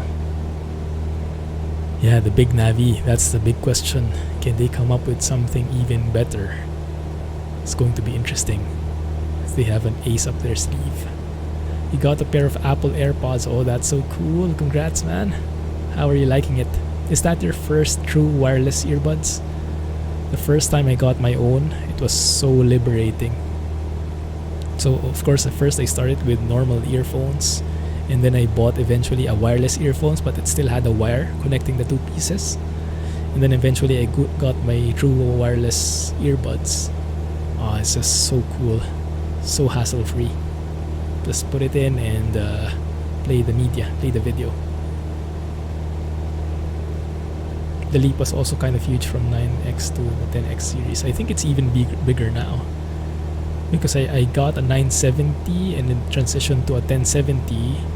It was not that big of a leap in terms of performance, but I think now if you get like a 2070 and get a 3070, compare that, it's like 2070 from more than 2080 Ti in terms of performance, and that is a huge leap, what I can see. I am flying at 1440, streaming at 720, but yeah, it does look amazing. This sim is beautiful. I am surprised that my rig can handle this. That's your first wireless earbuds. It's so cool, right? I mean, technology. I'm not sure if it works the same way though, but in my case it's a bit more sensitive to like frequencies. So like when you turn off or on the light switch, sometimes the audio will cut out a second or so, a millisecond. Like it gets affected by the different frequencies near you. Like when I'm on the bus, like public buses, when I'm close to that terminal with the ticketing, sometimes the frequency gets cut off. But that might be more a quality of my earbuds than the technology itself.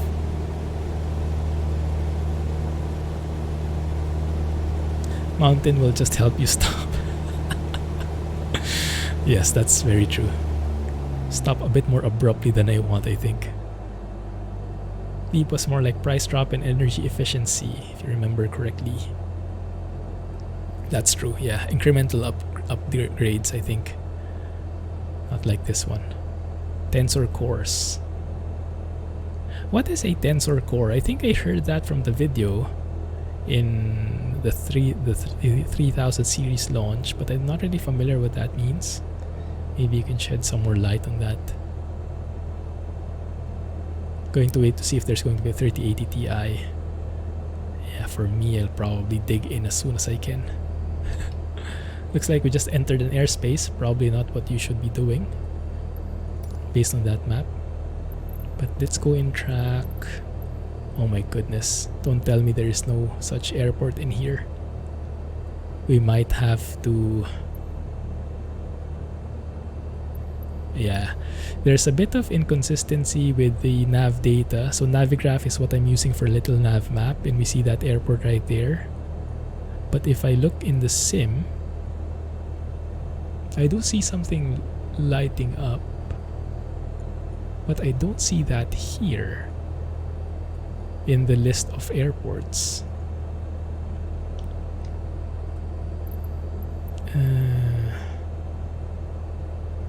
Yeah, unless that's Quartz Creek, but we'll see. So it should be runway 13. This one should be almost left downwind of runway 13. But so far I haven't seen any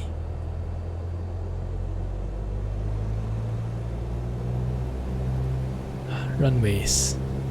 Might be a bit dangerous to land there.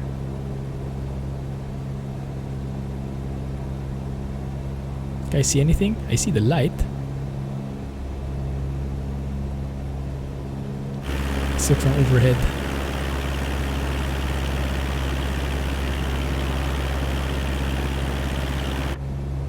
Well, we can always fly over it.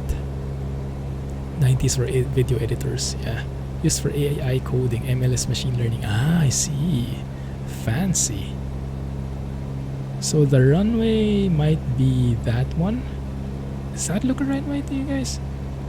Does that look like a runway? Well, it is a road at least. I think it's more of a road than a runway, isn't it? So it's weird. It's that light there, but maybe that's like only a VOR. Well, we can always land on the highway, maybe. My goodness, because we'll definitely need some fuel. Hey PDX, glad you made it. How are you? That's beautiful. If you can land, that's even more beautiful.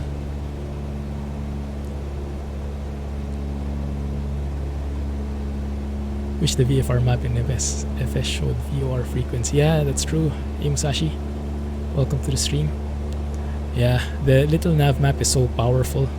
This one can overlay where your aircraft is and have different kinds of overlays here. Right now I'm using Google Maps, but you can also do like the default version. Get the satellite imagery or the terrain, or even get like OpenStreetMaps and all that stuff. It's open source and it's free. The creator is super active and he does this all for free, because from what I've seen, what I've read, he retired early and now he's just spending his free time the way he wants it. That's the life I want to have. Alright, so let's go and look for the runway. I think it might be somewhere here. Little nav map. It's 2 words, little and then nav map. Super powerful. Let's fly over it again, so I can see where I can potentially land. But either way, if MSFS doesn't recognize this as an airport, then we cannot really refuel, can we? Yeah, there should be an airport there.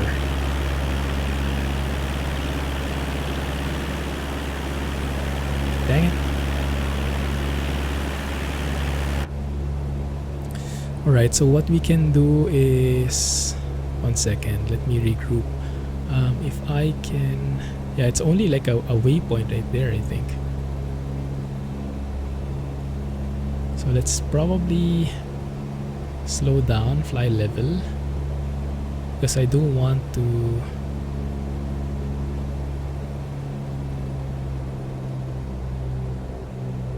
Fly level here, slow down. What was that? I think my track IR bugged out. Sorry, a bit lagging on the chat, guys. 1 second, give me chance. Coasts are a bit angular. Also in that Patagonia bush trip. I was almost going to do that in this stream, the Patagonia bush trip. But I don't like the aircraft that's included. I think it's a bit cheaty how it has the waypoints shown in the glass cockpit.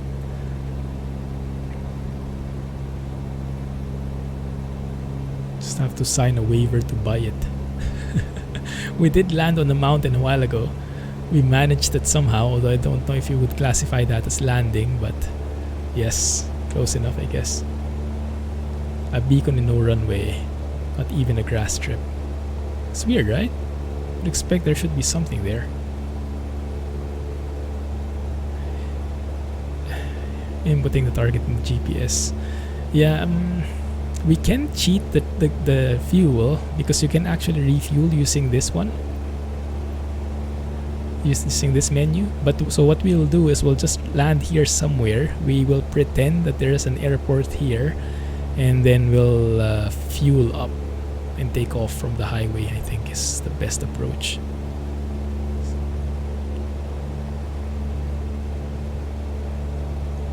Alright, let's go and set things up. Landing lights, fuel pump, no carb heat on this one.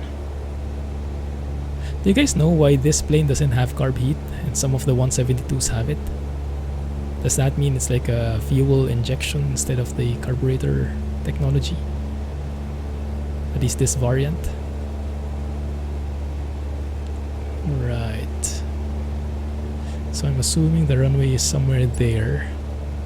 Don't really see it, so I'm going to land on that highway instead here, because that at least is a more open path.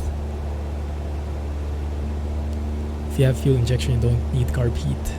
So if you don't have carb heat, does that mean you have fuel injection? Does does the opposite apply? Because I'm not really sure what this kind of setup is.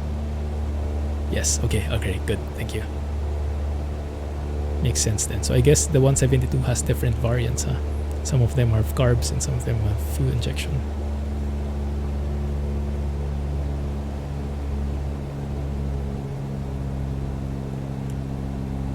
If it's not an option, you can 99% guarantee you have EFI. Nice.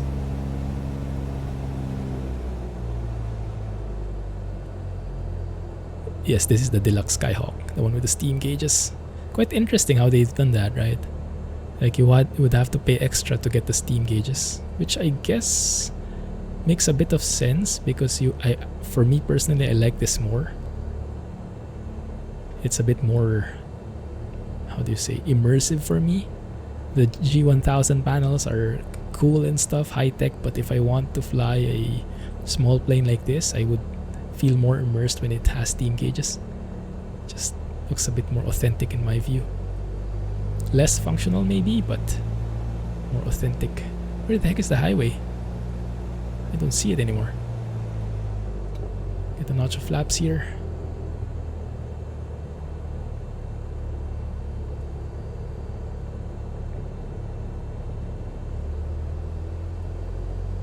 You much prefer the steam gauges as well. Where in Alaska is this? That's a good question. Seward, it says. Well, I'll show you the map as we land. Give me a second. Prefer the steam gauges too. Yeah, I think that was their thinking as well. They know a lot of people prefer the steam gauges, so they hid this behind the paywall. Not so sure that's such a good idea, but fine. Right, so here I guess we can land. Full flaps here. Pitching for airspeed around 60, 70 knots should be okay. Is there a highway or a railroad? I think at this. Looks more like a railroad, probably not the safest place to land. But it is looking pretty wide enough, so maybe it's not that bad, huh? Hopefully we don't snag any of those trees. Let's just try to stay in the middle as much as possible. And it's a bit of a bumpy road.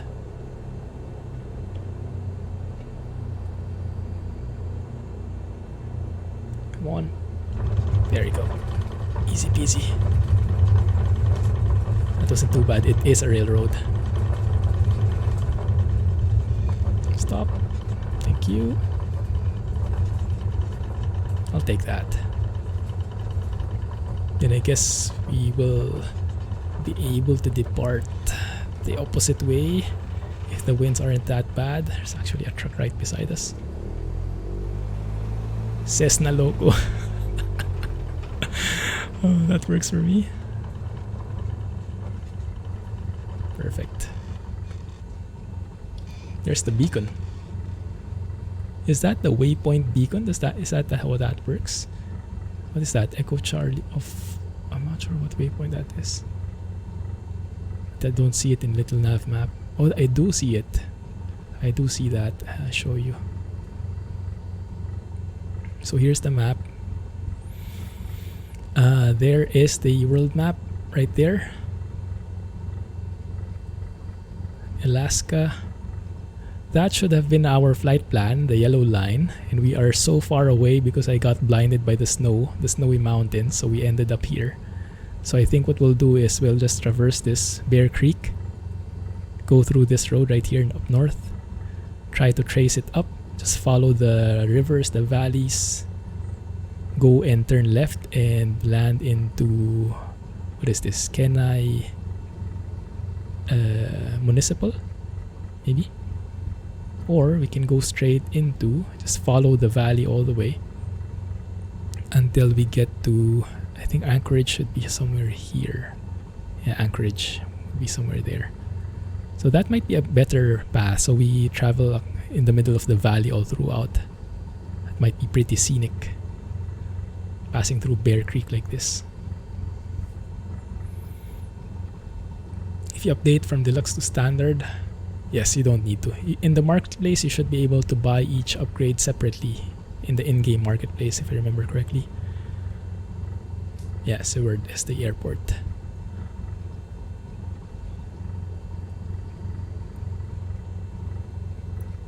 It's so refreshing going back to the basics, isn't it? Like the plane just behaves much better in the smaller, slower planes. Okay, so how do we refuel then? I have no clue. Well, there's no fueling station, so we'll have to just do this. We can do a full load here, like so. And if we reset that, Oh no, actually do that and close it. There you go. So we have a fuel now. That might be a bit detrimental to our takeoff performance. So maybe I should have tested that a bit first. But let's hope that's enough. Helicopters in VR would be epic. I heard those two things are in the works. VR definitely. Helicopters I think will become a DLC soon. We'll get into that when it does happen. But I'm hoping in the meantime we get proper study level planes. How do you open the map? Oh, it's a different application. The little nav map. So I just alt tab to it. Just click on it on my different window. The flaps aren't properly set. My bad. We have a pretty long runway here, thankfully. No problem gaining enough speed, mostly. There you go. 60 knots. Just climb. Didn't even need flaps. Yes. X-Plane is the first flight sim that I got into. And I really like that. Especially with the planes and the add-ons. It's just, in terms of the platform, the weather, the graphics, it has nothing versus this sim. So I'm into this sim fully now. Although I do miss the study level planes for sure. Okay, so where do we go? We trace the road. We track the road. However, let's try to find it first. Take a backpack with you, maybe a shotgun in case of bears. I think that's a wise advice. That's the road. I think that's the one. So let's maybe climb a little bit up to maybe 1,500 feet and just track the valley through here. Can climb a bit steeper. Pitch for 70 knots. Best rate of climb, I think. There you go.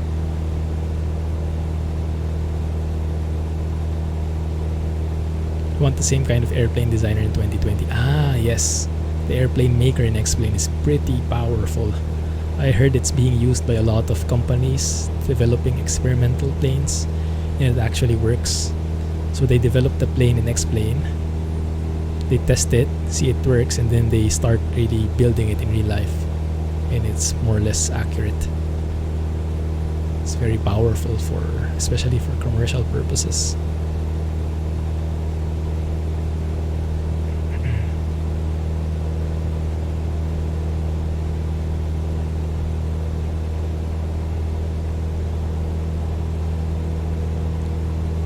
Just south of Anchorage is the railroad. Ah, that's the one we were in, right? I'm using a CH Eclipse yoke. It's a very good starting yoke, but not premium by any means. And Thrustmaster flight rudder pedals. So both starting equipment for flight sim enthusiasts. But it works.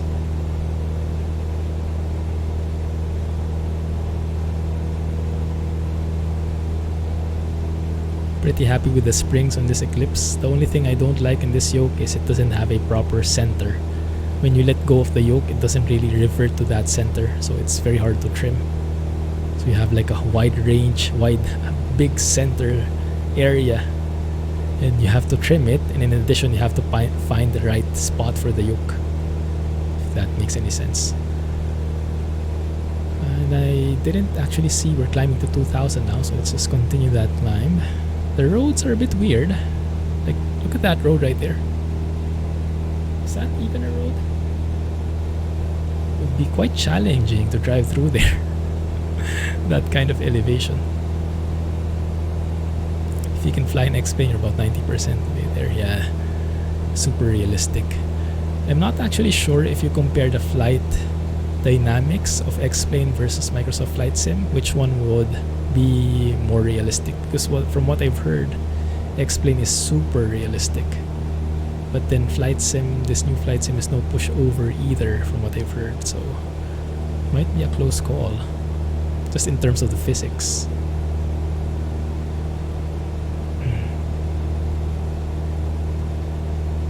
level out at 2000 if I can try. Needless trivia, Seward is named for William Seward, Secretary of State of the US, who arranged the purchase of Alaska from Russia. Oh, nice! Just the perfect kind of trivia from Alexo right there. Thanks, man. That provided a lot of context. That was actually a historical landmark I could think about where we landed. Now this valley is not as skimpy as I would have hoped. It's a bit more wide. And looks like I have some low quality mountains up ahead. I'm not sure why it's not downloading that. We'll see. Flight model explains very realistic. Yeah, that's also what I've heard. 2020 has really stepped it up, so very far away from FSX physics, which I heard is very unrealistic.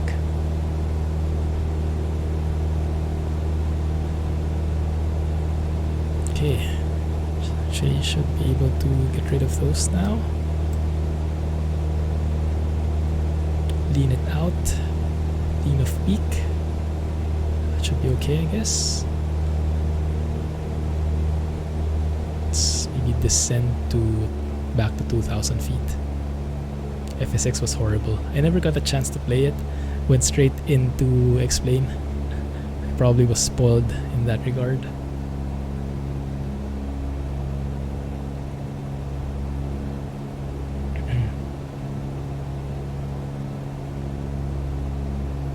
Kenai Lake is what's coming up ahead. Over there, that body of water.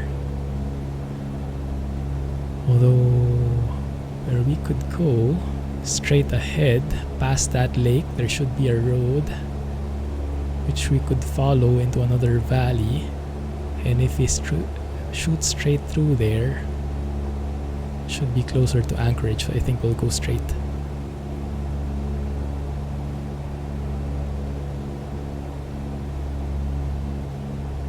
I think I'd like to fly a bit lower though.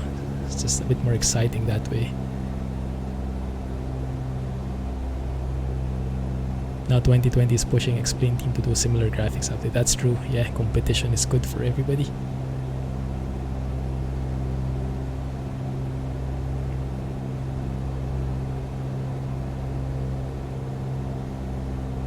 Both companies can push each other to make a better product. That would be a win at the end of the day for everyone. Definitely agree. Got floats.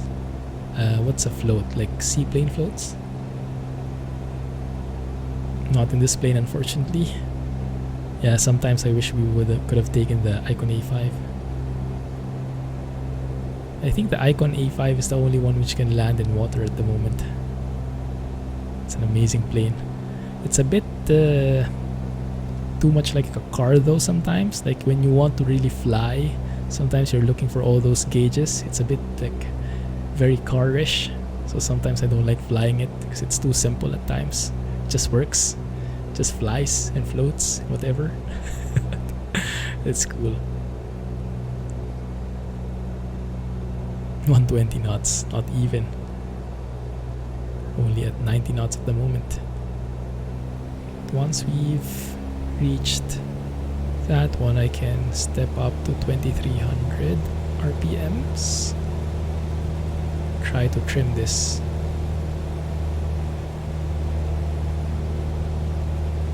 There you go. Told yourself you're not purchase premium, now you're downloading it. Enjoy. Just be a bit mindful of the new planes included though. I wouldn't touch those yet, except for taking pictures. The new planes are pretty raw. The checklists aren't even complete, and most of the systems for the advanced ones aren't working yet. So very, very, very, very raw. They do look cool though. But yeah, at least the Skyhawk with the steam gauges, this one works amazingly well. You don't have the new Istanbul airport, largest airport in the world. I haven't seen that yet. Well, I'm guessing there would be a third-party developer who would take care of it. Based on Bing Maps, which is 2-3 years behind. Yeah, it's the same in the Philippines.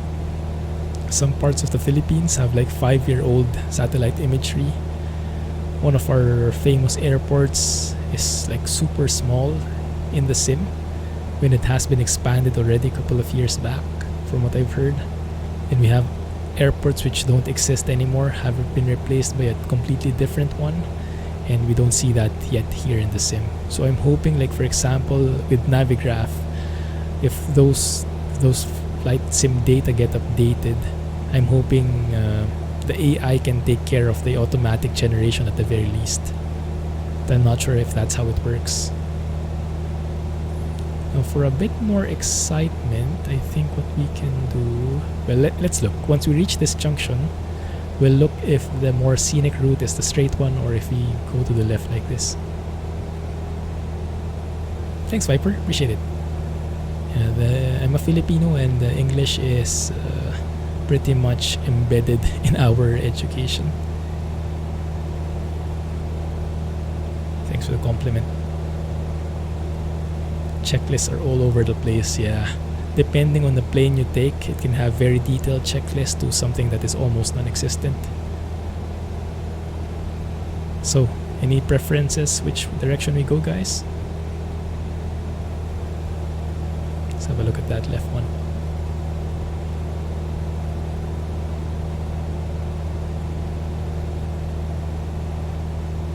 The VNE is 120 knots. What is VNE again?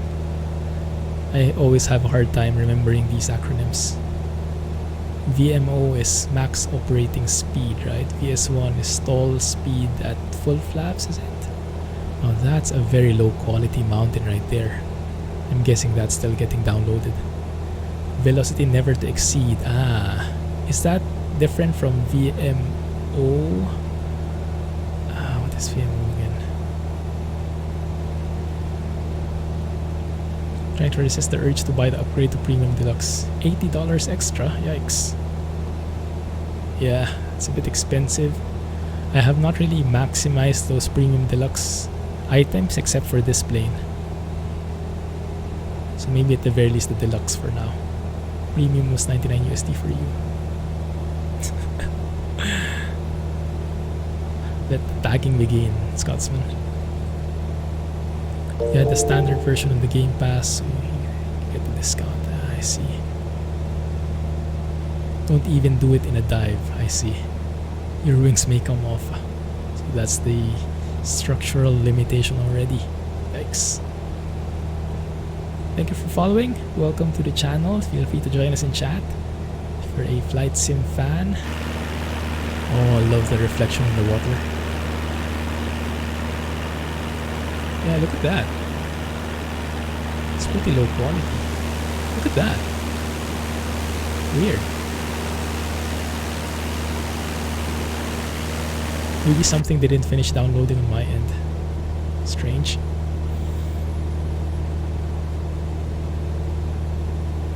They may not have full textures up there. That's probably true. Maybe some tiles are not properly downloading, or they don't have it in the first place, because that one, for example, is looking okay, but this one is super low res. I see the difference there.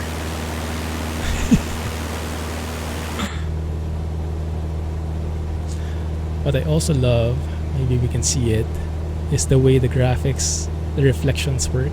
Like if you have the sun on your left and you like bank like so, sometimes yeah, the glass on your cockpit, it reflects the sun from the other side. Just so realistic how they make that, and how all of that can be handled by my system. It's amazing. So a lot of people are complaining about optimization, but yeah, me coming from a simulator background, well, where most simulators just use 1 or 2 threads, have barely any optimization in there, I'm pretty pleased with this actually. Suffice to say, I might have low standards coming from a simulator environment and not the AAA game environment kind of thing, or like 120 FPS is the norm. Not a lot of aircraft taking photos in valleys up there. Night flying with their instruments reflecting in the side window. Oh yeah, that's true, yes. I'm not sure if that's only in Ultra. I'm not sure if I noticed it yet. But yeah, that is super cool. Especially when you have those glass cockpits. They reflect much more in the actual glass.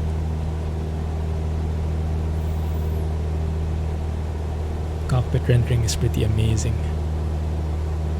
Even in your 1060 it ran fairly well. It's amazing, right? I would say for me the optimization is spot on. I'm sure it could be improved. Everything can be improved, but as it is right now, they've done a terrific job here. Even on high with some tweaks it played decently. That's true.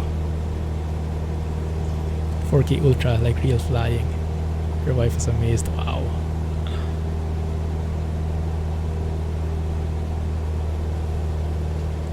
Hope we can get there someday.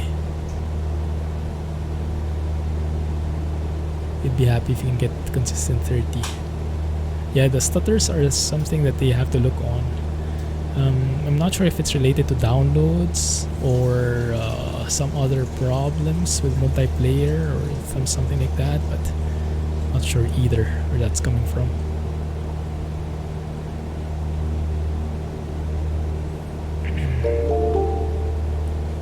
Thank you for following. Welcome to the channel. Hope you are enjoying your stay here. Feel free to lurk or join us in chat.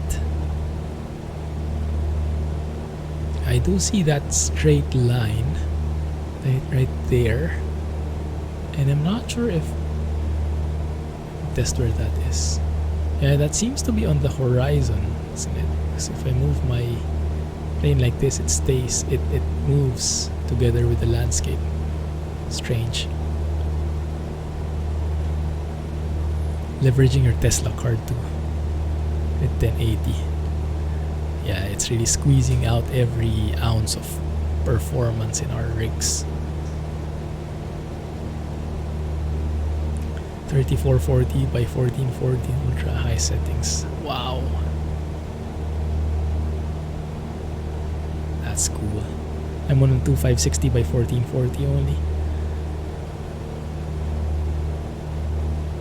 It's good enough for me, but it would be better if I can get some more decent frame rates. You use the Tesla for your job, but your power usage is way up. What is a Tesla card?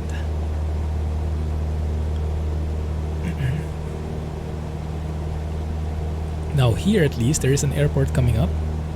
Quartz Creek. Ah, I think that's the one that I've seen. Let's try and see if we can land there. Yeah, that's the one. Juliet Lima Alpha. Now, how's the weather there?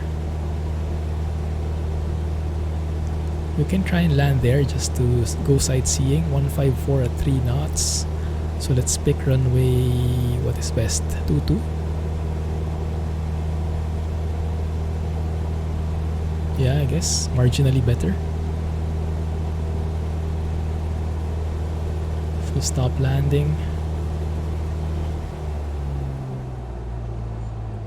Let's say we are entering the downwind leg.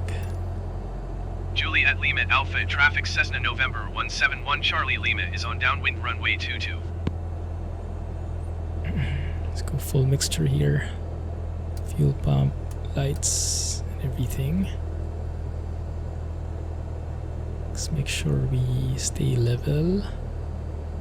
Loose, bleed off the airspeed. Yeah, that's pretty low quality textures right there. Wonder if it's still downloading or it just isn't there in the first place. One notch of flaps.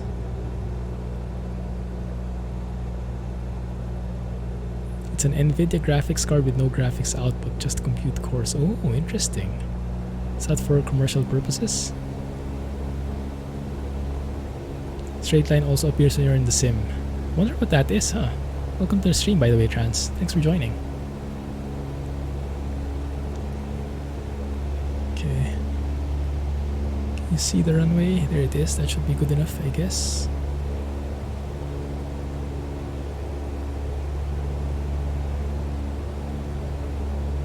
Just trying to enjoy the scenery.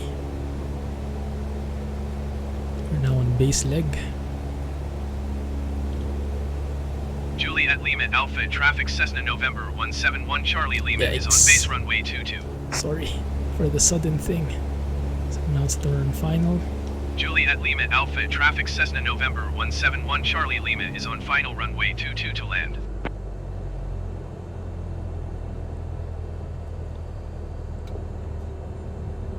Let's see how we can do this. There we go, full flaps. Pitch. That's a bit short runway, but should be no problem for this plane. Bit fast. I have to bleed that off sometime.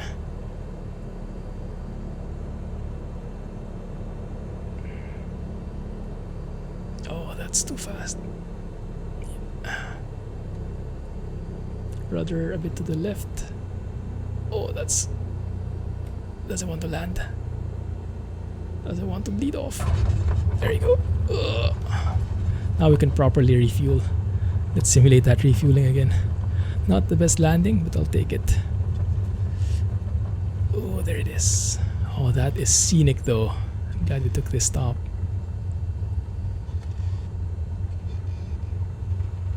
This is the fuel station right here. Oh, that looks so good from this view. So how does it work? Do I just stop here?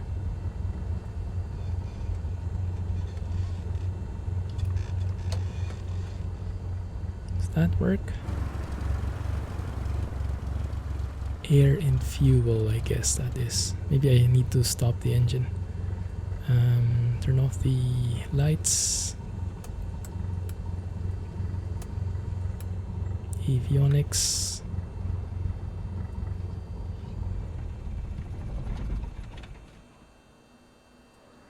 Why doesn't it trigger? I've done this once. Maybe I should have gone straight into it. But not like we need really fuel at the moment, so I guess I can keep that off for now. It's fine.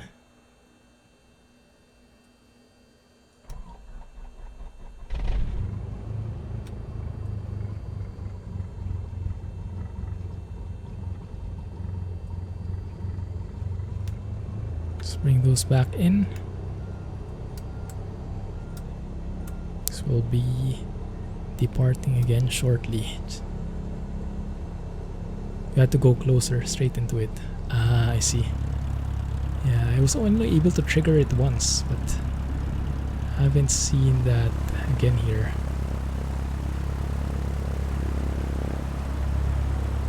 It looks like the winds were not really proper for our landing a while ago. Had a bit of a tailwind. Right.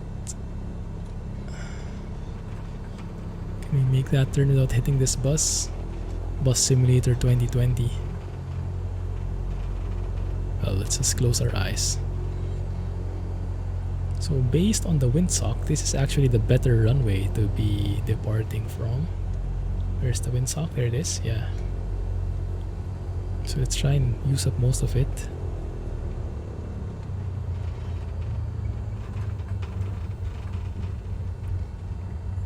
Let's get the proper vantage point. There you go. Alright, checks, trim. Good.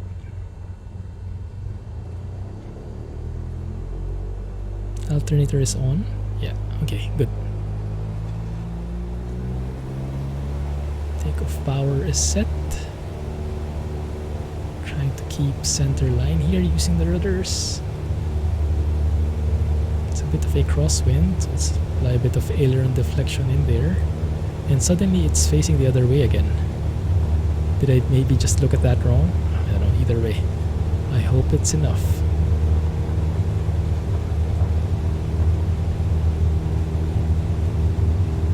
Just barely enough.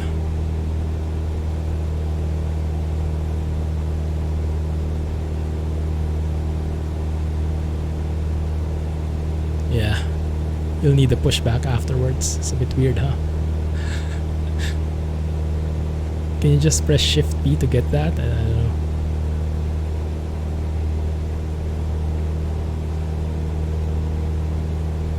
With low speeds. Actually, took off with full flaps there, my bad.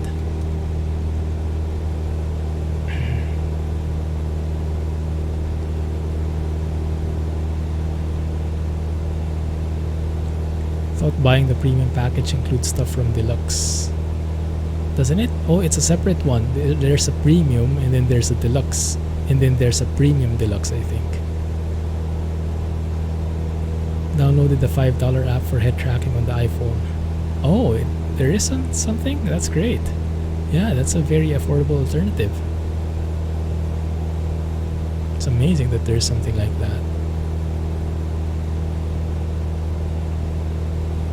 So hopefully the textures render in as we travel along north. Let's see, bought the wrong one. Oh crap. Can you refund it maybe? Well, maybe you'll end up using that anyway. After the patch. Smooth track, very precise too. Cool. How does it work? Do you put the phone on your forehead?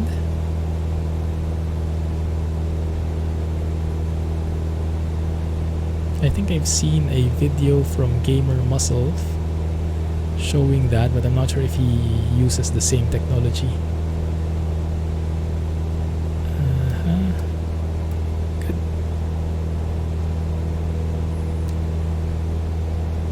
Right. We'll need to climb out a bit here, looks like. Looks like we're a bit higher in these areas.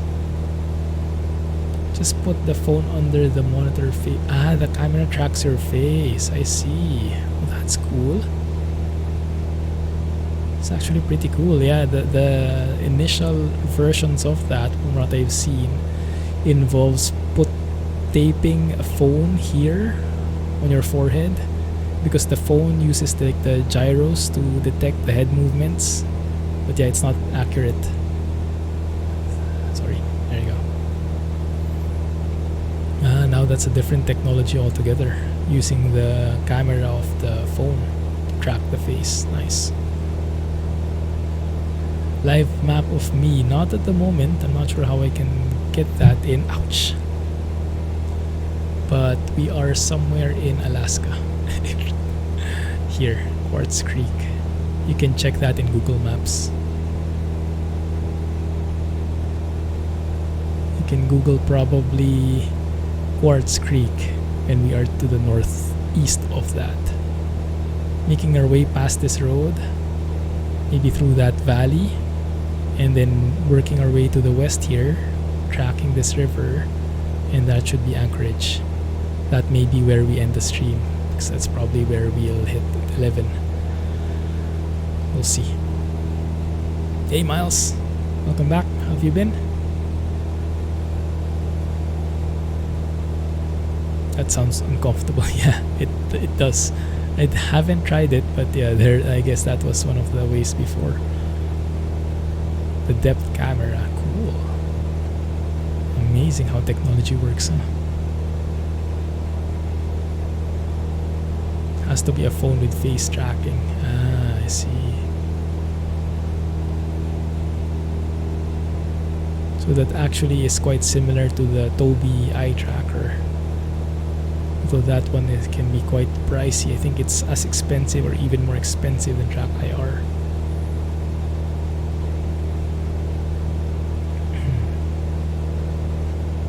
And I love flying small planes like this and just enjoying the trip. I have a Q&A video coming out later for ETS2, where I ask for your opinions on how we proceed with Q&A. So if you have questions, feel free to ask them there. There's like a Google form where you can plug in your questions. And then now I added a field there to specify if you want your question answered in flight sim, in truck sim, or you're okay with either. Because I know some people are only fans of one of the sims and they want their questions answered in a specific one. Favorite kind of trips in this game so far? Yeah, same here.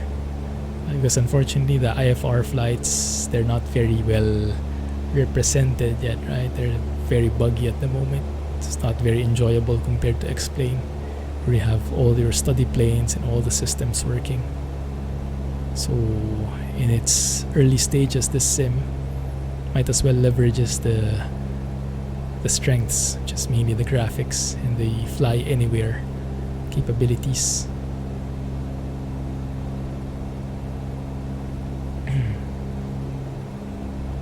Let's descend to 3,000 feet. We'll try to maintain that. Yeah, what I would want to look for are the bush flights, like the flight plans for nice sceneries and stuff like that.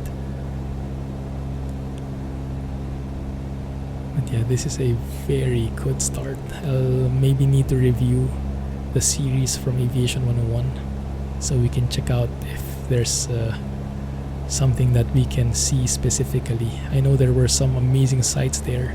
I think if I remember correctly, what was that, Denali National Park or something like that, filled with just white snowy mountains all across the scenery. Let me try and see if I can. Denali State Park, I think that is. Might fly there sometime, but at this point I don't think we'll reach it. Yeah, that airport where we landed the first time, that Seldova, well, we didn't land there, but Seldovia, that was a pretty cool one. Wish I could have landed there properly. Needs a bit more practice and guidance there, I think. A bit better angle on the approach. Okay, so we can just track this. So now we get proper high quality terrain again, which is good. Oh my goodness, that just looks so good, doesn't it? Wow. Just wow.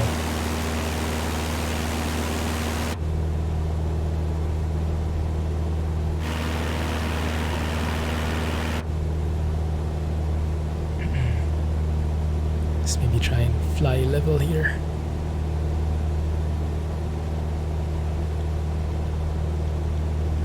There we go.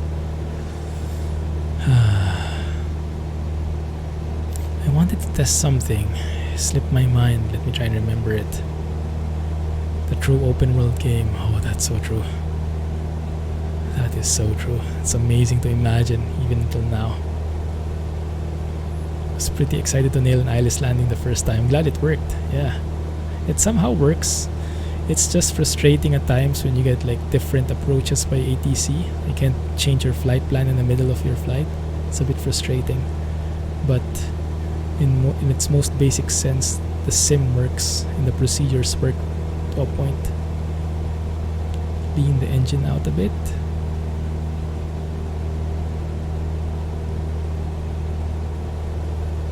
Also, that video I watched about leaning the engine made me realize, and for some of you guys this might be common knowledge, like how to determine if a plane has a piston engine or has a turboprop. I think you can easily do that by looking at the temperature. Right? If it says EGT, I would imagine it's a piston engine. If it's ITT, it's a turboprop. You guys know if that's accurate? Because EGT is something that's only there for, it's an exhaust gas temperature, which is something that should only be present, I think, in a piston engine.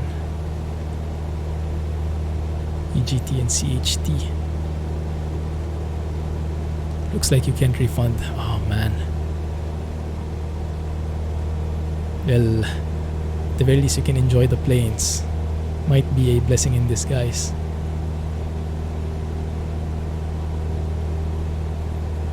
How X-Plane's going to beat this, or they will... Yeah, X-Plane is good in terms of the simulation, but I don't think it has any right now in its state. It doesn't hold anything versus this sim in terms of graphics and weather. Those are the two things that I think where this new sim excels in. And I'm interested to see how the X-Plane devs will try and match up to that, or they might go a completely different route and focus on other things. because the weather system in X-Plane just sucks. I hate it. The blinking in and out of the weather, that's my most hated thing. Like the clouds would vanish for a microsecond, would blink in with a completely different look. Sometimes you're inside the clouds already. Sometimes, yeah, it's just, yeah, the winds would suddenly shift because it's getting loaded. I hated that part. So basically, to get deluxe, it's going to cost you 200. Why? Why is that? Premium upgrade was 100, which does not include anything from deluxe. Why is it so expensive? It should be like 120 for the entire thing, right? That's weird. Hey, Internet. That's the one in X-Plane, the blinking. In Microsoft Flight Sim, it doesn't do that, thankfully. So here, everything is fluidly transitioning. And although we have currently problems with the live weather, sometimes it doesn't load in. If they iron that out, then it's a completely fluid experience. Yeah, that's so weird, PDX. Maybe you'll need to get in touch with customer service there. It sounds so weird.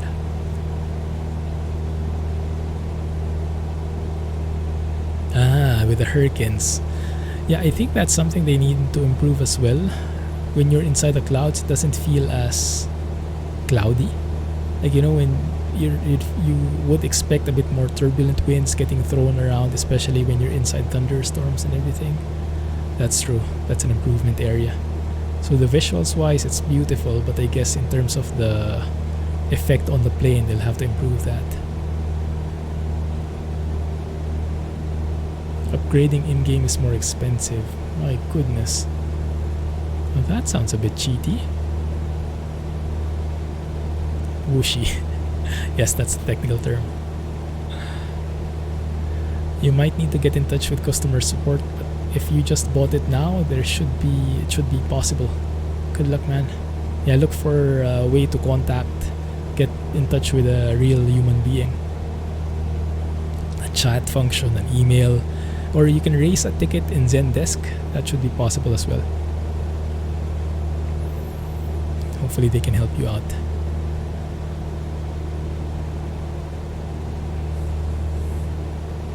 The levels on Steam build on each other, and the higher levels include all the lower tier packages. So on Steam it makes more sense. Hey Bunch. Thanks for joining, thanks for the input. Hey Dolphin. Yeah, I think that's something in their to-do list, helicopters.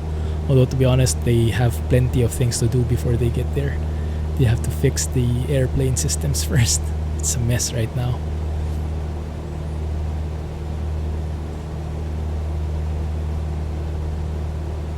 Yeah, because I think in-game there is a premium upgrade, there is a deluxe upgrade, and there's a premium deluxe upgrade.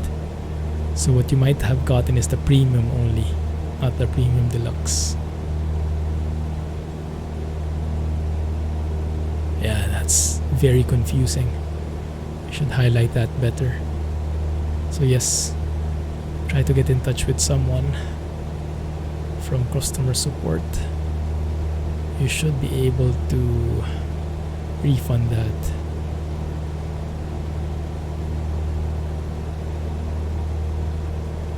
That is tricky. Definitely. We are in Alaska. Yeah. Very snowy mountains.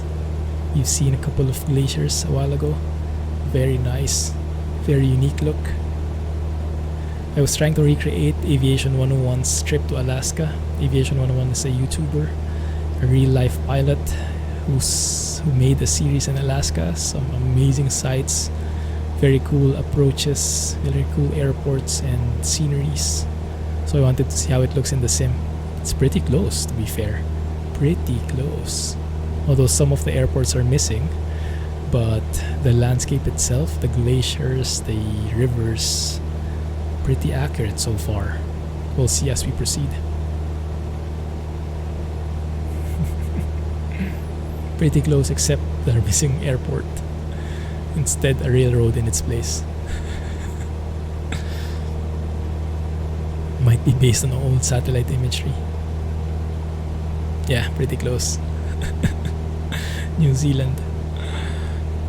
New Zealand is somewhere I would want to explore as well. I've heard very good things about it, very scenic sites, but I would have no idea where to go first. If you guys know of like a website or I don't know, some place where you can look for like bush trips, some people sharing their bush trip adventures, maybe share it here and in the Discord, because if they can do that in real life, we can probably recreate that in the sim. So it doesn't have to be sim limited. We're at that point now where if someone says something in real life that they explored it, chances are we will get a relatively similar experience inside the sim as well. And that's the amazing thing. That's the true test of a sim. When you can use real life data in some form and see that, reflect that accurately inside the simulator.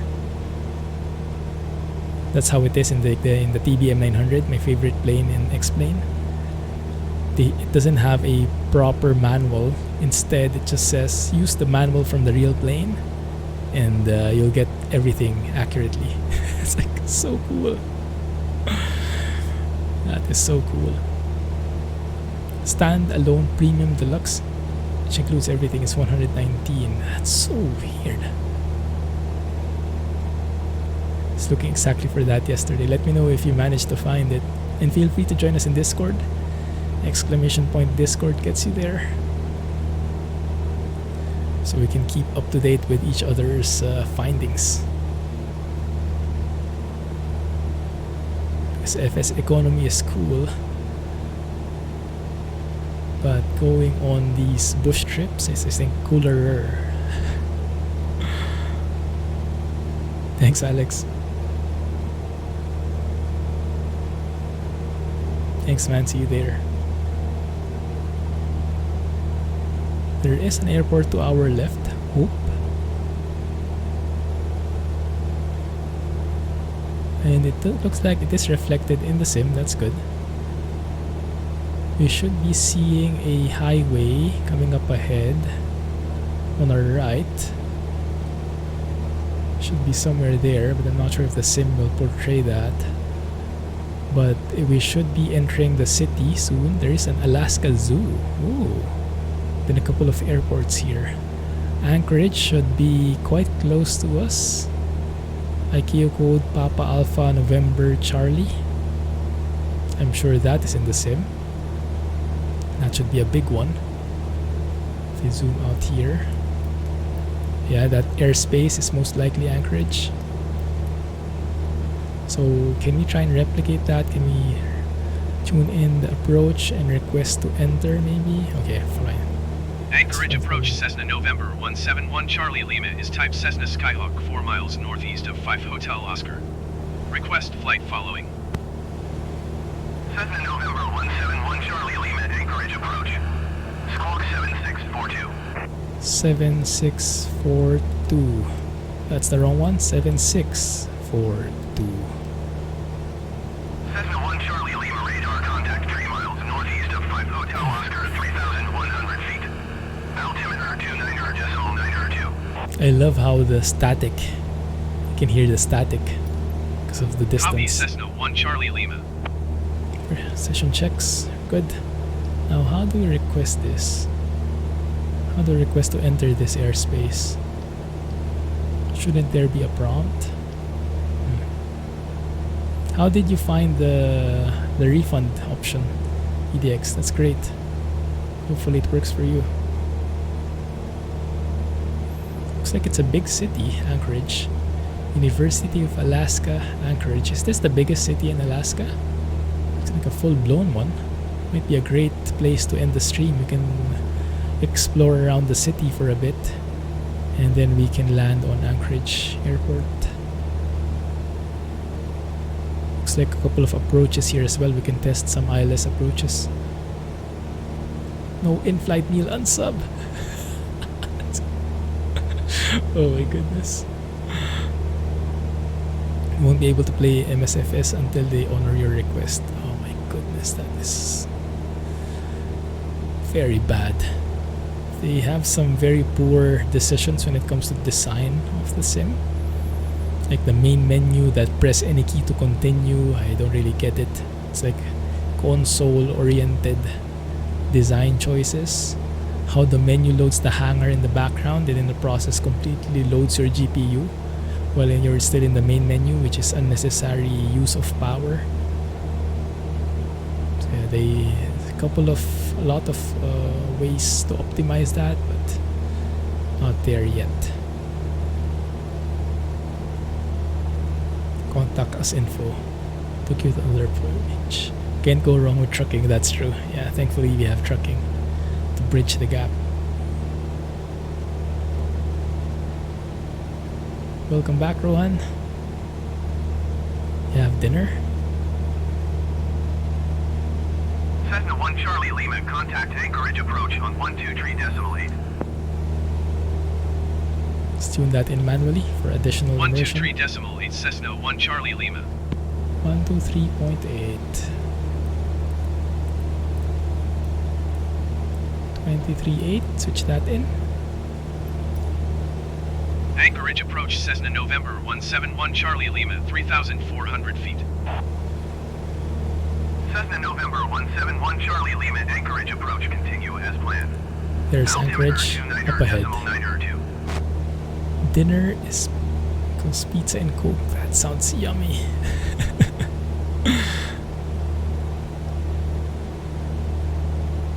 Still don't know how those school years went by so quick. Oh, that's so true. Oh, you found one, Alex? Wow, that's cool. What's that called? Please share in Discord. Thank you. That is amazing. Alexo skills right there. Anchorage is the primary stop-off point for east to west flights between... What is that? Is that Hong Kong? In North American cities. Ah, big airport this one is, huh? Interesting. Okay, let's descend down to 1,500 feet probably. So we get some proper sights from below. You see all the details in there. Backcountrypilot.org. Thank you. That will prove immensely helpful. Wish there was a way to integrate this with trucking. Yeah, we could at least immerse ourselves in it, like roleplay it. If we can get airports in ATS, I'm sure we could string those deliveries together in one form or another. Even if it's not officially a job, we can roleplay it. But it would be even better, that's true, if we can synchronize them. Some kind of economy system that involves both, like a company that deals with logistics, trucking and flying logistics. Cessna 1 Charlie Lima, contact Anchorage Approach on 119.1. I like that. 19.1. Going to 119.1 Cessna 1 Charlie Lima. You're just throwing me back and forth, looks like. Anchorage Approach Cessna November 171 Charlie Lima, 2,200 feet. Yeah, I do play FS Economy. Actually have a couple of videos on that. But yeah, it doesn't link to trucking directly. But it's a great economy system for sure. I use that for my flights with the TBM. Saved up for a TBM 930 recently. Well, it's an 850 in FS Economy. In my FS Economy at least. It's great. Flying over in France at the moment. There we go. Let's fly over Alaska Zoo. Should be on our left. Should be somewhere there, I think.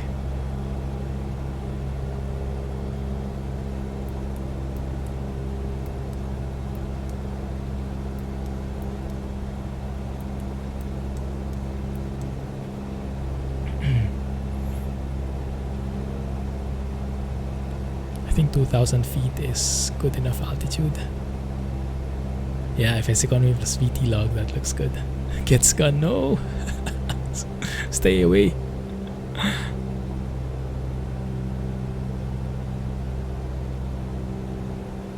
Tagaytay episode. Glad you liked it, man. Really enjoyed it too. brought back a lot of memories.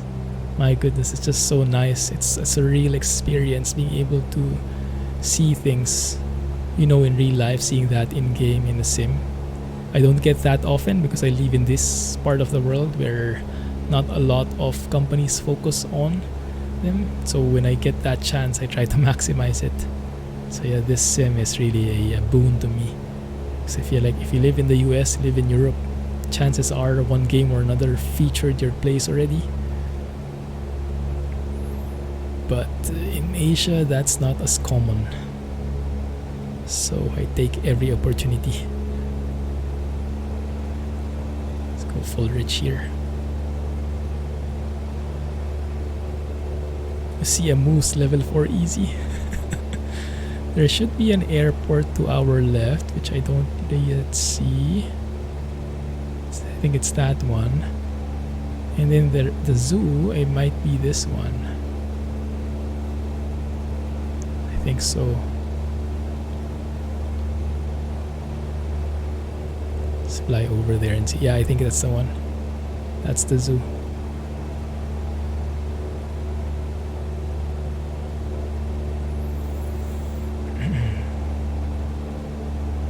Hide your nose, moose. Hang tight. Oh, getting a bit of stutters. I think something's getting downloaded. Yeah, if they can optimize something, that would probably be reducing those stutters. Like when things are downloading, it shouldn't cause stutters. It should only work in the background, and it shouldn't affect like the main thread or something like that. Alright, so let's see. That's Alaska Zoo. Wait a minute. I think that's the zoo. No, it's this one. Yeah, I think it's this one. Oh wait, no. This is actually the school. Hide your gun. No, this is the Service High School. Temporary closed, it says. Maybe because of the pandemic. Does look like a school with track and field, an oval there for PE and stuff. So the zoo is actually somewhere. Let's try and find it.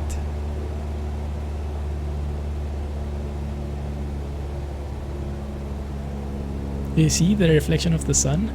Looks so cool, right?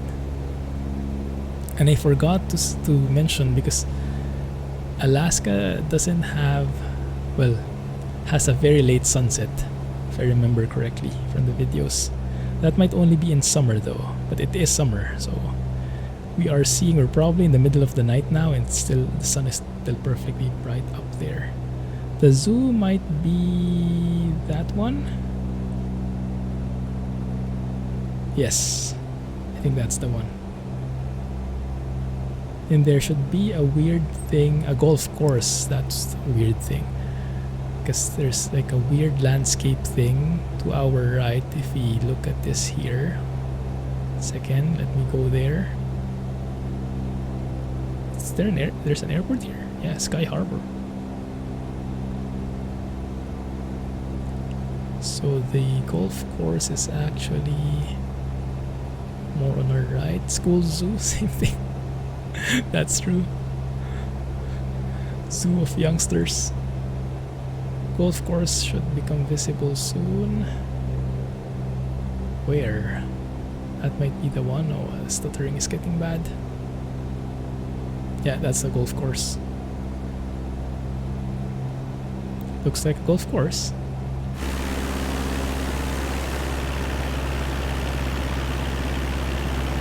Nice. Is this in real time? Yeah, I think so. Depends on time of the year. Let's double check. Yeah, it's 6:47 live. And the sun is way up still there. That looks so real, doesn't it? My goodness. Okay, where else are we going? Flying over Anchorage here. Should be some highways. I think it's time we land. The sun is still out. Yeah, I think, not sure when, but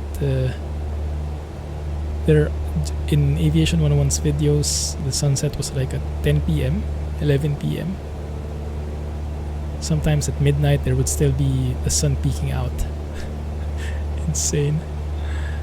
Right, let's go ahead and cancel flight following. Cessna 1 Charlie Lima, contact Anchorage Approach on 123.8. Oh. Oh, it actually didn't recognize my key. Going to 123.8 Cessna 1 Charlie Lima.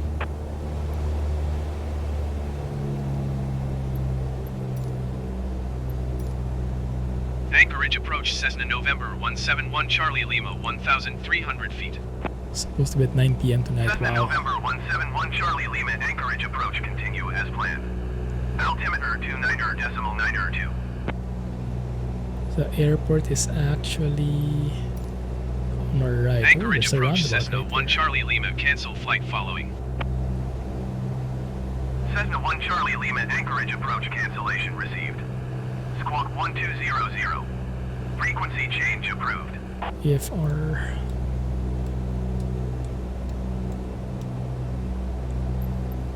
Then let's go ahead and tune into, there we go, Anchorage International. Let's get the ATIS. Oh, love that lighting. Anchorage Airport Information Whiskey 0200 Zulu. Line 250 8 at p.m. 7. there. Visibility 7. Sky condition, few clouds at 900 feet. Temperature 15. Dew point 13. Altimeter 29.92. ILS runway 15 in use. ILS Landing and 15. departing runway 15. VFR aircraft say direction of flight. All aircraft read back hold short instructions. Advise controller on initial contact you have whiskey. Right, we have whiskey. Tune into tower. Let's request for full stop landing. Anchorage Tower Cessna November 171 Charlie Lima is 5 miles southeast with whiskey to land. Western Global 1572 exit runway when able. Cessna November 171 Charlie Lima Anchorage Tower. Fly left traffic runway 15. Left traffic 15. 29.9 wind 250 at 7. Wow, it's quite a crosswind, huh? Vista 801 cleared to land runway 15. Number 2 for landing. Follow the generic on final. Wind 250 at 7. That's some interesting landing instructions. Cool. There's the airport. Cleared to land runway 15 number 2 Vista 801. So Western we Global are downwind 1572 now. turn next taxiway. Heading wise. Let's see if ILS works here. 149 degrees. Where's the runway? Runway is there. Should be on downwind right now, but okay, let's keep this altitude. I'll try to plug it in. 72 hours. Yeah, that sounds about right. They're not very fast when it comes to refunds. Western Global Direct. 1572 contact ground on 121.9. Activate. And then procedures. Select approach. Oh, Going to come on. 121.9 Western Global 1572. Come on, load up ILS.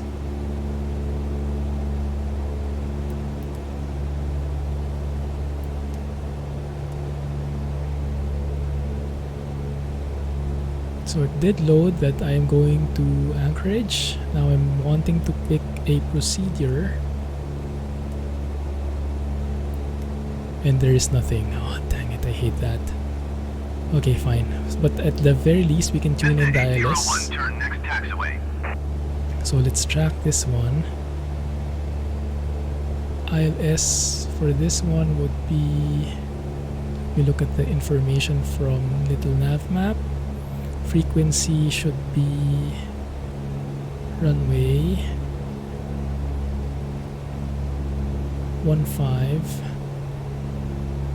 11175, I think.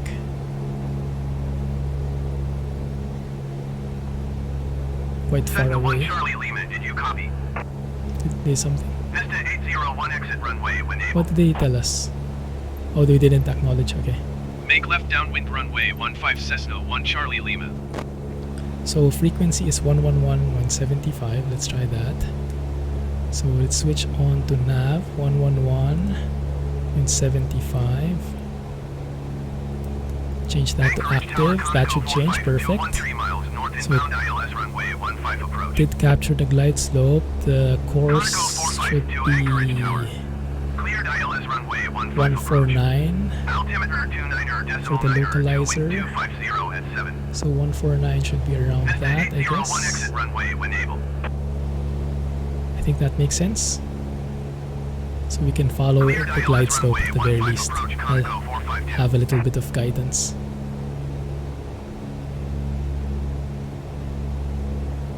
You see any planes ahead? ILS procedures always take you very far away from the airport. Yeah, but I think that's normal because ILS approaches are very conservative, so they take like 5-7 miles away, even more, especially for the airliners which need a lot of maneuvering space. Cessna 1 Charlie Lima cleared to land runway 15. There you go. Follow the aircraft on the runway. Wind 250 at 7. That's pretty cool. It actually gets Cleared to land runway 15 Cessna 1 Charlie Lima. information from other aircraft. That's nice. You see the needles changing now on the nav. As we turn around here, turn next taxiway. I'm just aligning myself so that the airport is like 45 degrees there on my back. So we have enough space Anchorage for Tower, maneuvering. generic November 708 Romeo Echo ready to go runway 15 IFR to Fairbanks. Generic be November okay, I think. 708 Romeo Echo hold short runway 15. Traffic is generic on the runway. Let's see if we'll have to go around based on where the AI planes are going. Normally the AI planes are good at Hold short runway 15 avoiding generic us though, Romeo Echo. but the players Vista not 801 turn as next good. taxiway. Vista 801 contact ground on 121.9er. Here's the air runway, there it is. Slow down here. Level off. Lead off the airspeed. 121.9er for Vista 801. There's the runway right there. One notch of flaps. Stern final. Now I expect the needle should change. We'll see if that really does. I love those reflections. Looks like we are still very far away from it.